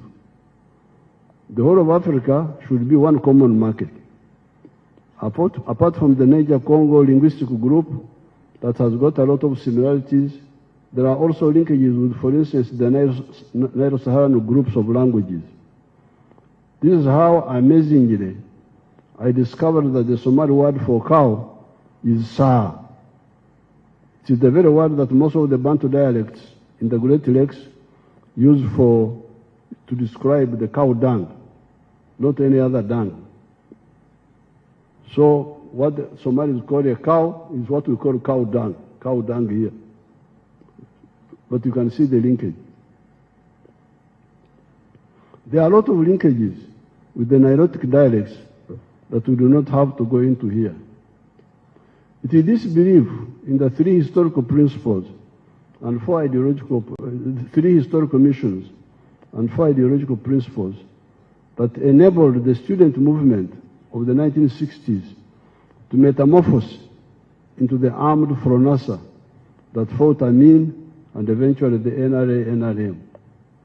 We rejected the sectarian politics of identity of religion, tribes, and gender chauvinism. By 1986, by the force of 20,000 NRA fighters, backed by millions of civilians that were only propelled by conviction, not by any mercenary interest. The majority of the NRA-UPDF have maintained this. That is why between 1971 and 2021, the NRA-UPDF was fighting for no pay or low pay. Owing to death of some of our supporters, from natural causes mainly, we started getting some corrupt elements, but a minority. These are a minority and are easy to identify and isolate. The spirit of voluntarism was also strong among the civilians. That is why the National Resistance Council, for instance, we are getting a low salary, but we are content. When we came to the Constituent Assembly, we improved the pay, knowing that it was a temporary parliament. However, subsequent parliaments made 2 mistakes. One was to increase their salary and allowances, thereby departing from the spirit of sacrifice that had been the hallmark of the NRA, UPDF, NRM. Secondly, a group known as YPA, Young Parliamentarians Association, opportunistically and for cheap popularity, started going around the country and conducting fundraising for some cheap popularity projects, such as schools, etc. I warned them, but they could not listen. I did not want to precipitate a crisis with them when we had problems of Rwanda, Congo, South Sudan, etc. This is, however, why I rejected the call to raise the pay of the president. I said the president will never get a high salary as long as I'm in government and as long as the economy is still growing. Comrades, it's now time to see how to correct these 2 mistakes. This is because it led the population to believe that the political leaders have a lot of money and must share it with the voters in the form of bribes and endless fundraisings. Although the MPs gave themselves a lot of money, it is not enough to meet these indisciplined demands for bribes and fundraisings. Hence, they end up with debts and some have run from the constituencies. I hear some of them are IDPs.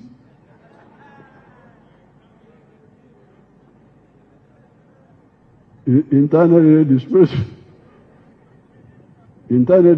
persons.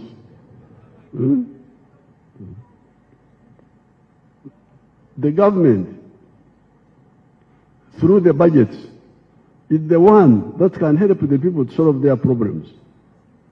Programs like NADS, Operational Wealth Creation, PDM, Emyoga, etc., have already shown that they can liberate people from poverty. You can see it. You can see it. There's a man from Kamwenje. If you can show me that Kamwenje man, you people, my group, the man in Kamwenje, the man of coffee.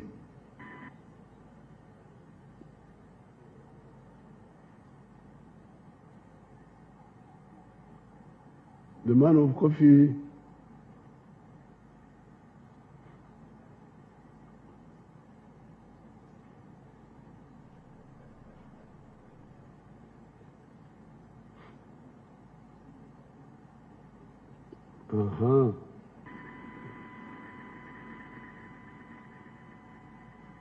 Is that the one?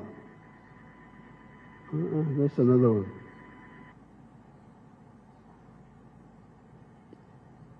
The one of Kamwenji was.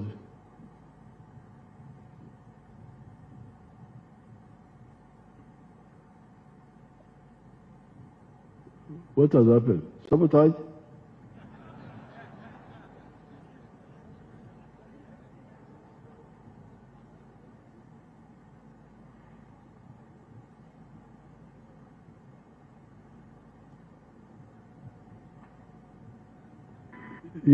That one was interesting because he used the nods and get him, when you get him, put him,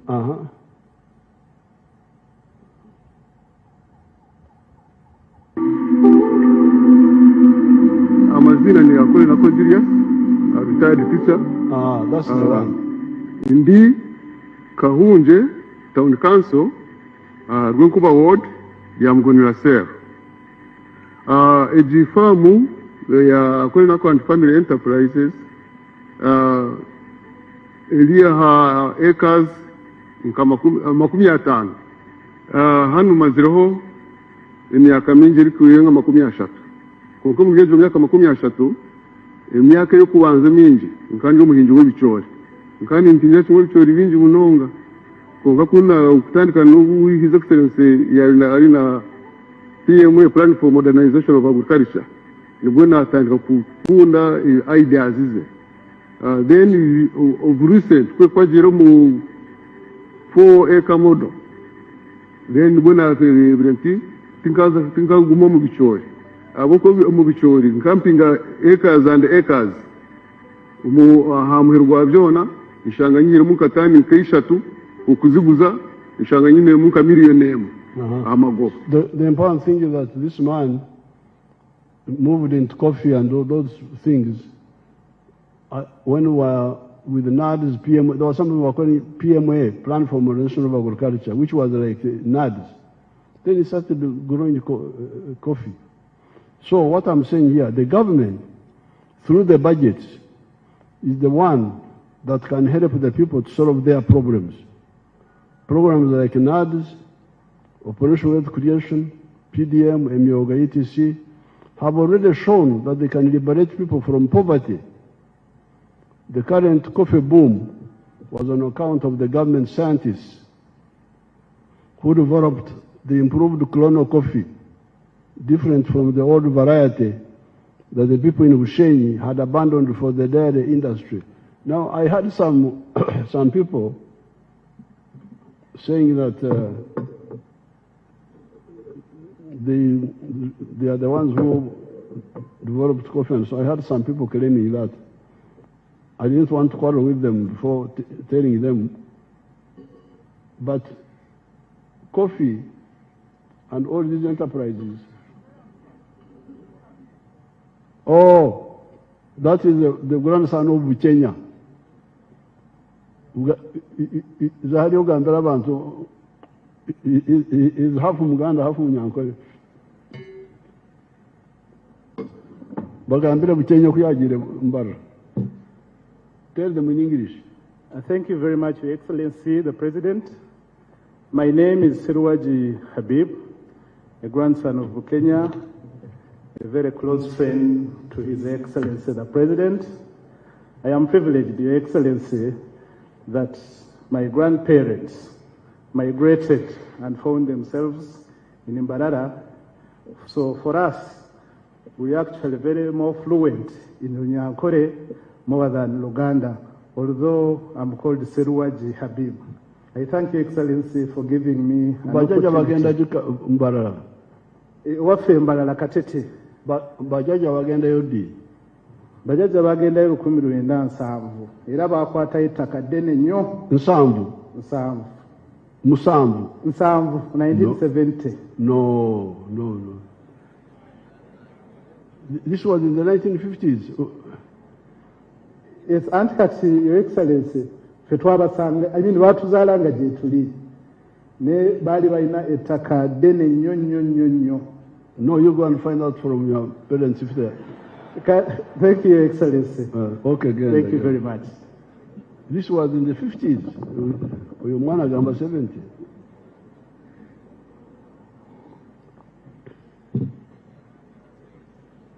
So some people are saying that claiming coffee, this one, you remember there was a group called, the one we abolished, what was it called? The one we rationalized. UCDA. UCDA. They were saying, oh, we are the ones who developed coffee. So, coffee was saved by NRM, working with the scientists. When we developed improved the Chrono coffee, which was yielding much more than the other coffee of the 1960s, 50s. To prove that, we had very, very important coffee growers in Bushenyi, people like Mukaira, like Chikuri, like others who were growing, Kekuruto, they were growing coffee. But because the coffee price collapsed in the 60s, I think, they abandoned and went to cows. Up to now, they are big dairy farmers. They had abandoned coffee. We are the ones who rescued coffee. So it is the government. The current coffee boom was on account of the government scientists who developed the improved Chrono coffee, different from the old variety that people in Bushenyi had abandoned for the dairy industry. The dairy industry in the cattle corridor, you can see it for yourself, what it is doing there. If you can show us people like Kabera, the one of Gomba. Can you show us Kabera of Gomba?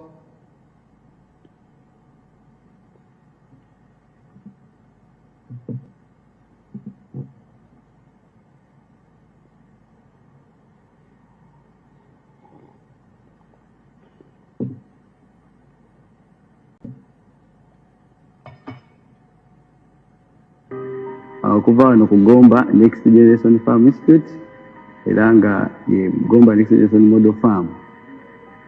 Nze farm manager farm eno yatandikibwa omwami Kalera Philip era nga yawangula empaka z'omulimi asinga 2 eziterekebwa Vision Group mu ggwanga lyonna.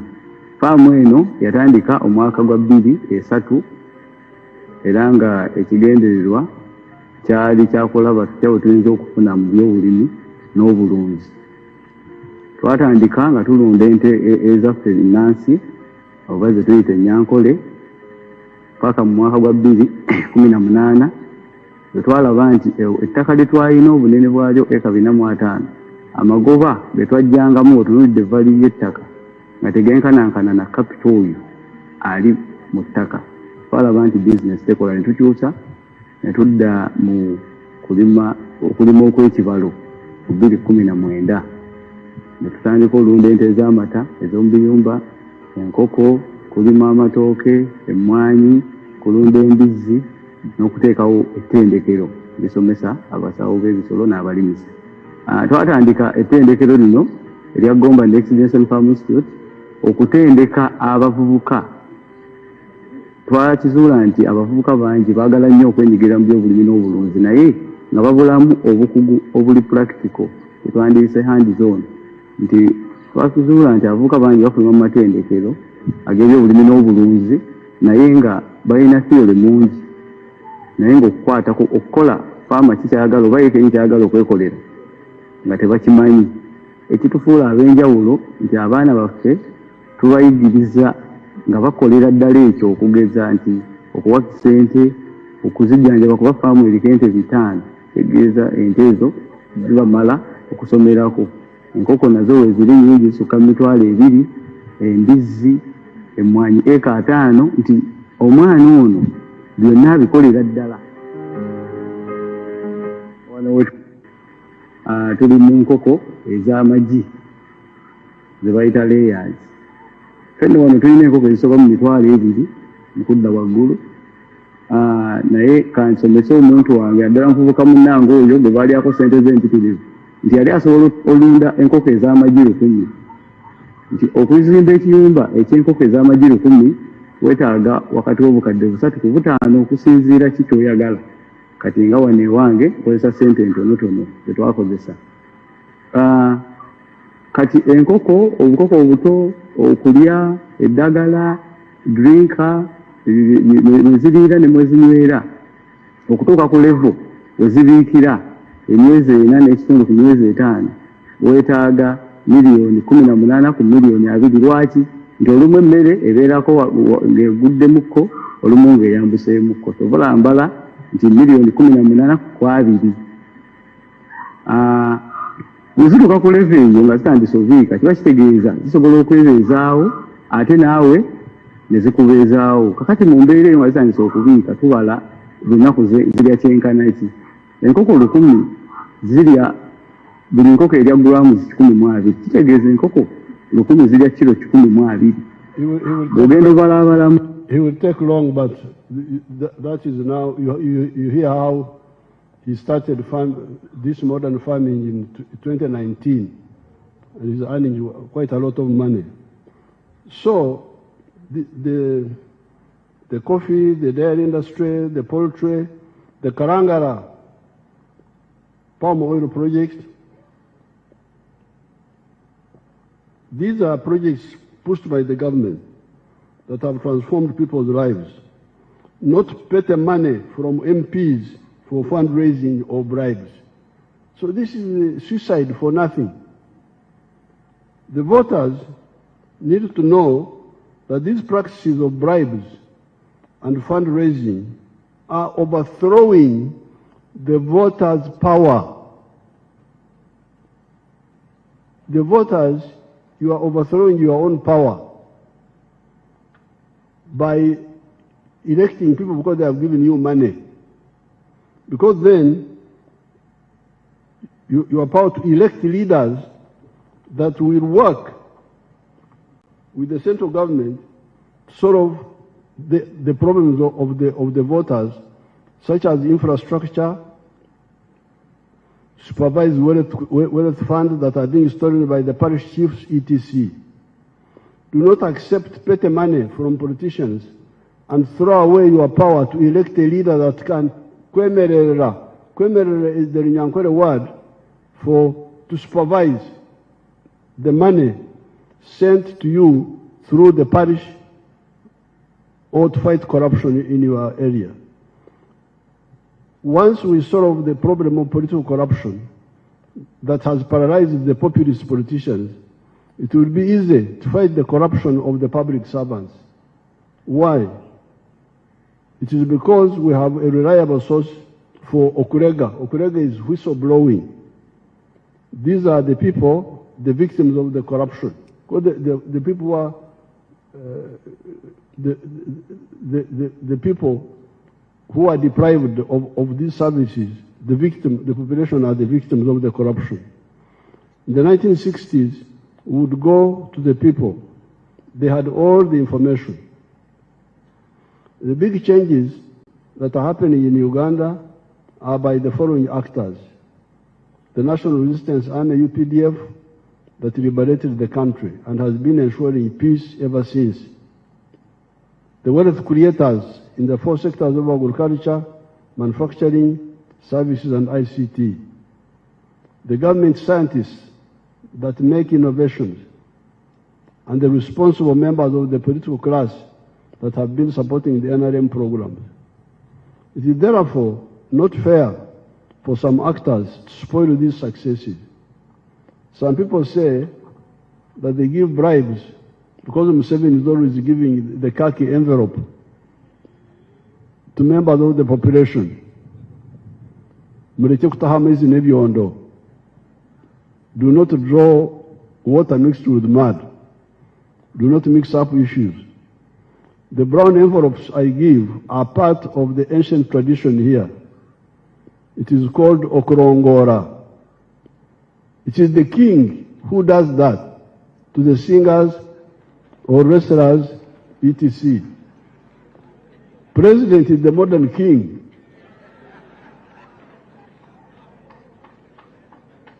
You are not kings. You are not kings. I have a budget for that. I do not sell my cows to get money kurongora singers. Murekerao umwenkano nkano. This is the Uganda word. It summarizes the whole thing. Murekerao umwenkano nkano. Stop trying to be like the one who is bigger than you. You tell those people that Museveni gives the envelope because he has got a budget. He's president. I'm not president. Why do you want? Fundraising was and is premature. The head of the fundraising is Oxonda. Fundraising is our word is Oxonda, whereby you make small equal contributions but by many contributors. In the 1950s, Mzee Kaguta sometimes would participate in Oxondera to contribute for Enjoga. Enjoga, a pot full of ruagwa, of banana alcohol. At that time, Enjoga, a potful was 5 shillings. 5 people would contribute 1 shilling each. That's the Xonda, that is the fundraising. You contribute equal, small amounts that you can afford. But with what's happening now, with the rampant fundraising, the MP carries the whole burden. The MP carries the whole burden. It is really extortion. But it was instigated by the MPs who created the impression that they had the type of money when they did not have. Even the church leaders and other elders should ask those young mistake makers the following question. Naye mwana wange, esente zino zonna ozijjawa? That's what I would ask my people if I saw young people throwing around money.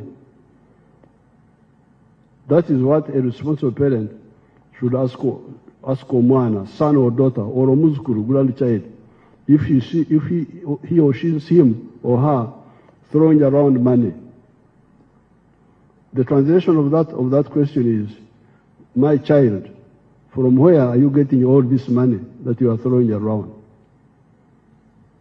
The responsible parents should not accept stolen gifts from their children or mawanja from their children. So I thought this is what I wanted to comment on the issue of the political corruption and the other corruption. Now,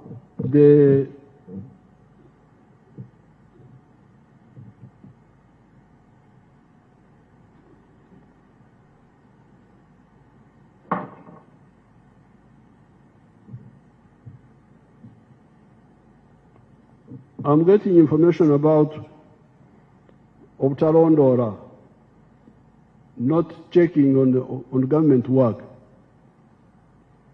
I keep hearing, for instance, of bad feeder roads, that feeder roads in some of the areas are not good. Yesterday I was in Kakumiro.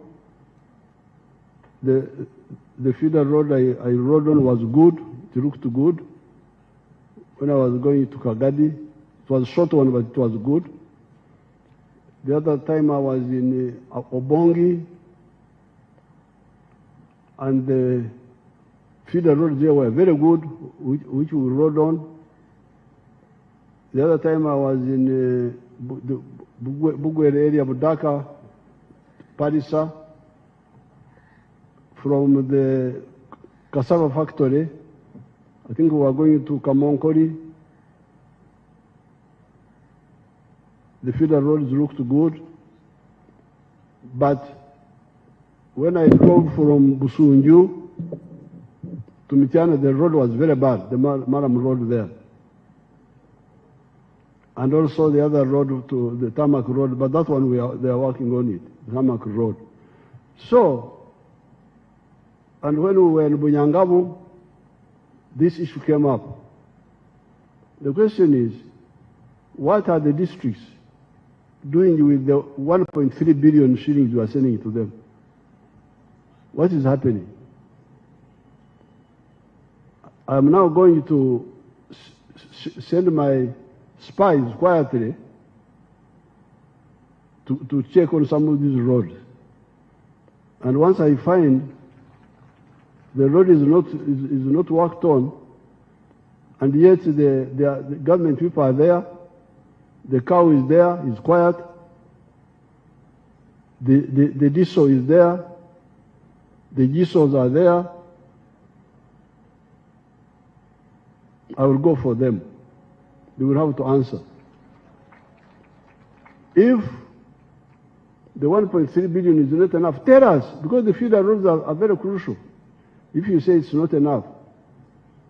Now, I found that in the case of Bunyangabu, they were mixing up issues. The 1.3 billion is to maintain the roads which are already done, which are already made. But they were saying, oh, they want to make bridges across swamps. No, you can't do that with the 1.3 billion. That's new money. That's a new project. Maintain the present roads the way they are, so that you have the maram there, you have the gravel, they are compacted, drainage. This is a must. I will check, and if I find there will be casualties on the local government people there, even the RDC. Why should this be the case when all these people are there? But now for the voters, that's why you need to vote people who care, not the ones you give money to, the ones who have given you money. Now on the issue of the implementation, we have to, so much money has been already availed for so many roads. I have a whole list here. Masaka Mutukura, the money is there. The money for Rusari, Dakasambia, Nkonge, Rumegere. Roads like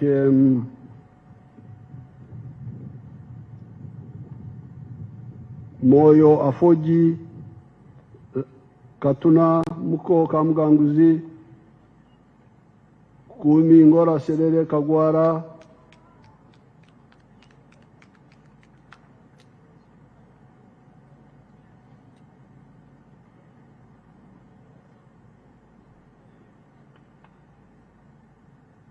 Kampala, Maraba, Mitagage, Chitugu, Michidepo,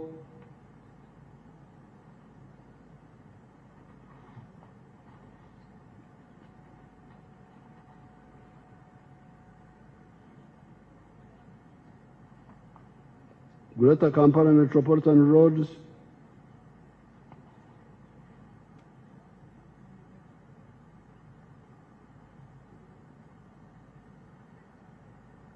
so the MPs should follow up this money which is already provided, because I have got a long list here of the money already provided, some of it from loans.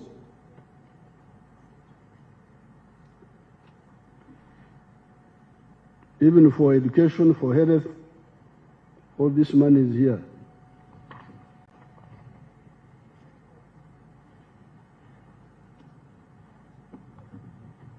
Now, finally,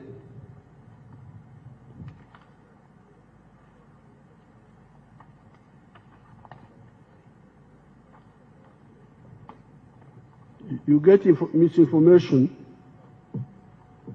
For instance, the other day I was in Riantonde, and some of the veterans of the NRA, of the Ruero veterans, were talking about some issues. And when I checked, we have already provided 218 billion shillings or something like that for the Casimo. And the Casimo was supposed to be 5 million for leaders each and 1 million for supporters. Now, this money, 218 billion, has already, it's too much money. So what happened? Who took this money? And yet I heard some of them were complaining. We are going to dig up the whole thing. Then you get the cattle compensation. Teso, Lango, Achori. We have already spent 200 billion shillings on that. Who got this money? And we have now budgeted for another 80 billion. You had it being read here. So, you the leaders, follow up this money. Of course, I will also follow up, now that I'm involved. Then you get things like the stadiums. Quite a bit of money has been sent to some of these stadiums. So the National Council of Sports needs to explain to us. I hear some money has gone for stadiums like Kacheka, like a number of them. To do that, to do this, some work. Others are going to be done massively, like Akibo and so on. So the Council of Sports should also explain, come and brief Mom about all this money.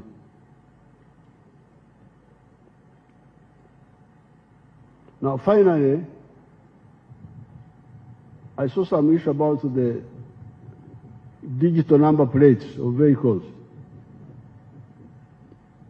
About fines. That people are being fined for, I don't know for what. But the issue about the number plates is not fines. It is anti-crime. I want my people to put on the TV a picture I saw in today's paper. Put that picture, if you have it.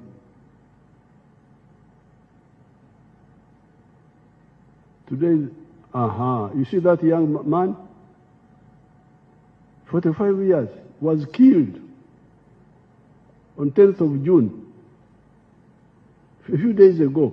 This one here, Geoffrey Wayengara. It was in today's paper. I cannot accept our Ugandans dying because of an incomplete infrastructure. You remember when I addressed you in Parliament, I think it was 2018, I told you about the cameras. You were here with your policemen, just there, and Amravier. That was all they were doing. And Amravier, the one who's going to kill people doesn't call witnesses to see him. So I said, please, let's go technical. Let's have cameras. Now the cameras have helped us to handle a number of things. But the problem they have is that the number plates, these ones which are just, they are cooked. They just go and pick something and put it there. These are digitized number plates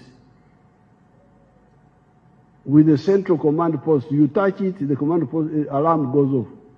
This is the work of the digital number plates, not collecting fines and so on.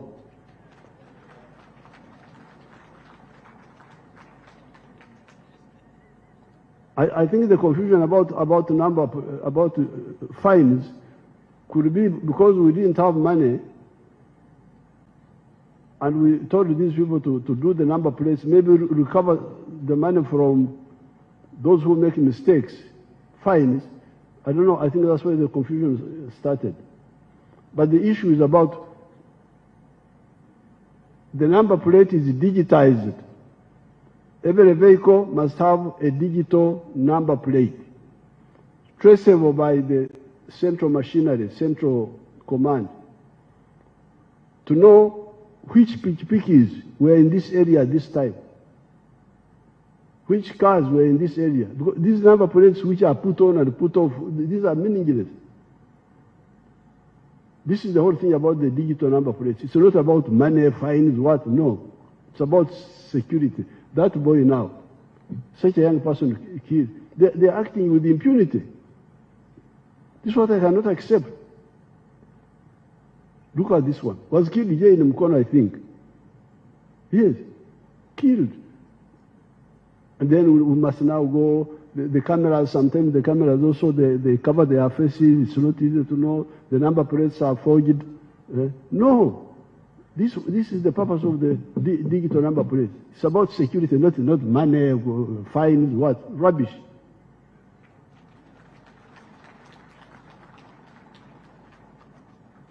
Apoyo Matek, Rubangatiye.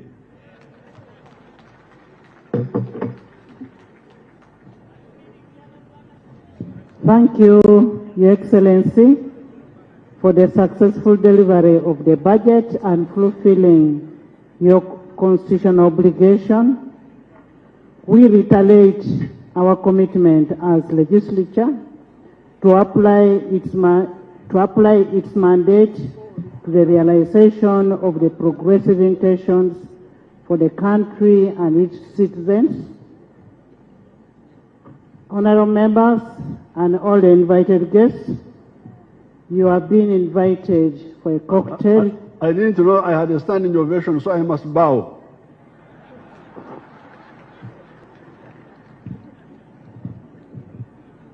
You've been invited for a cocktail at Serena by Minister of Finance. Thank you.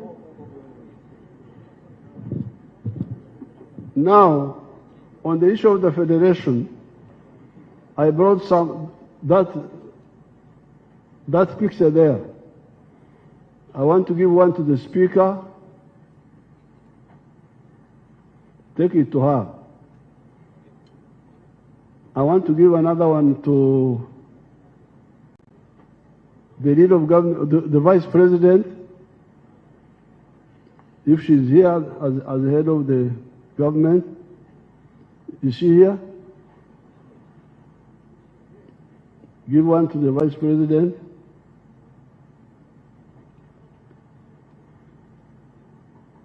Give another one to the chief whip of the NRM.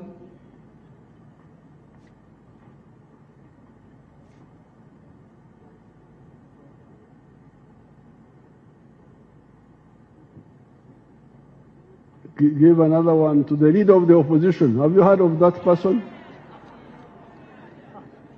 Leader of the opposition.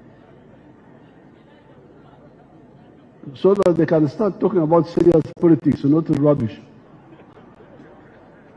Leader of opposition, where is he? Come and they give it to you. Come.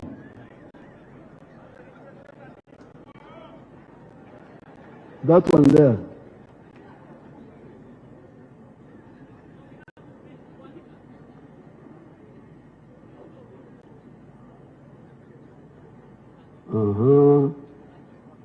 Then who is the other one?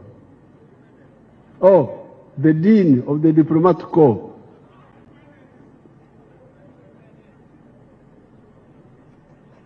The Dean of the Diplomatic Corps. Who is the Dean now?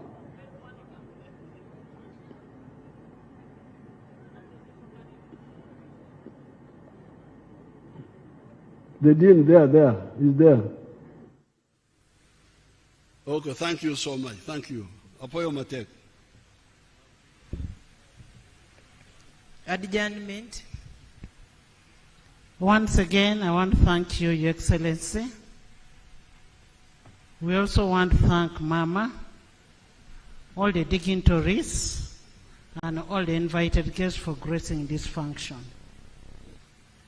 May the good Lord bless all of you. Honorable members, the House is adjourned Sunday.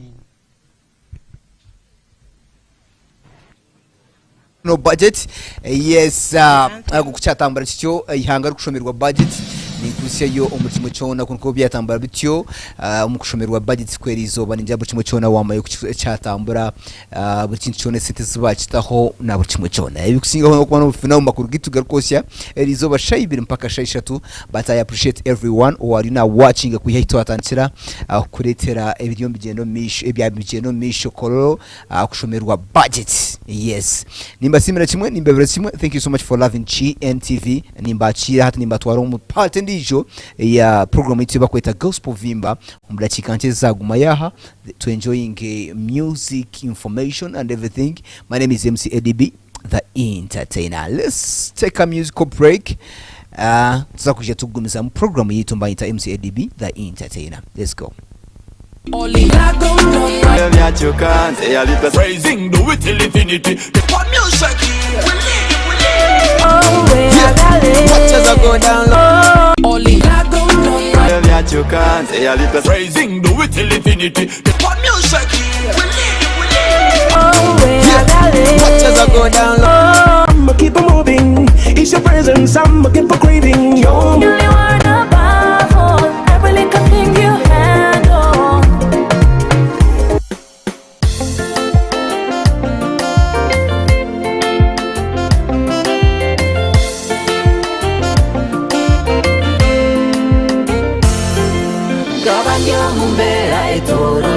Ebizibu byense jibikundusya na buri kasheshe ndikwebuza embere jona jibonanta ndikwebuza munsi kinjakora ki emiraba na muyone ryarinye mutangaza Yesu wanje okanyamba nanye nasingura bantumwe Yesu aine rukundo atambwire nanyo mu rugendo nangumyano byakwisha Yesu nasinguza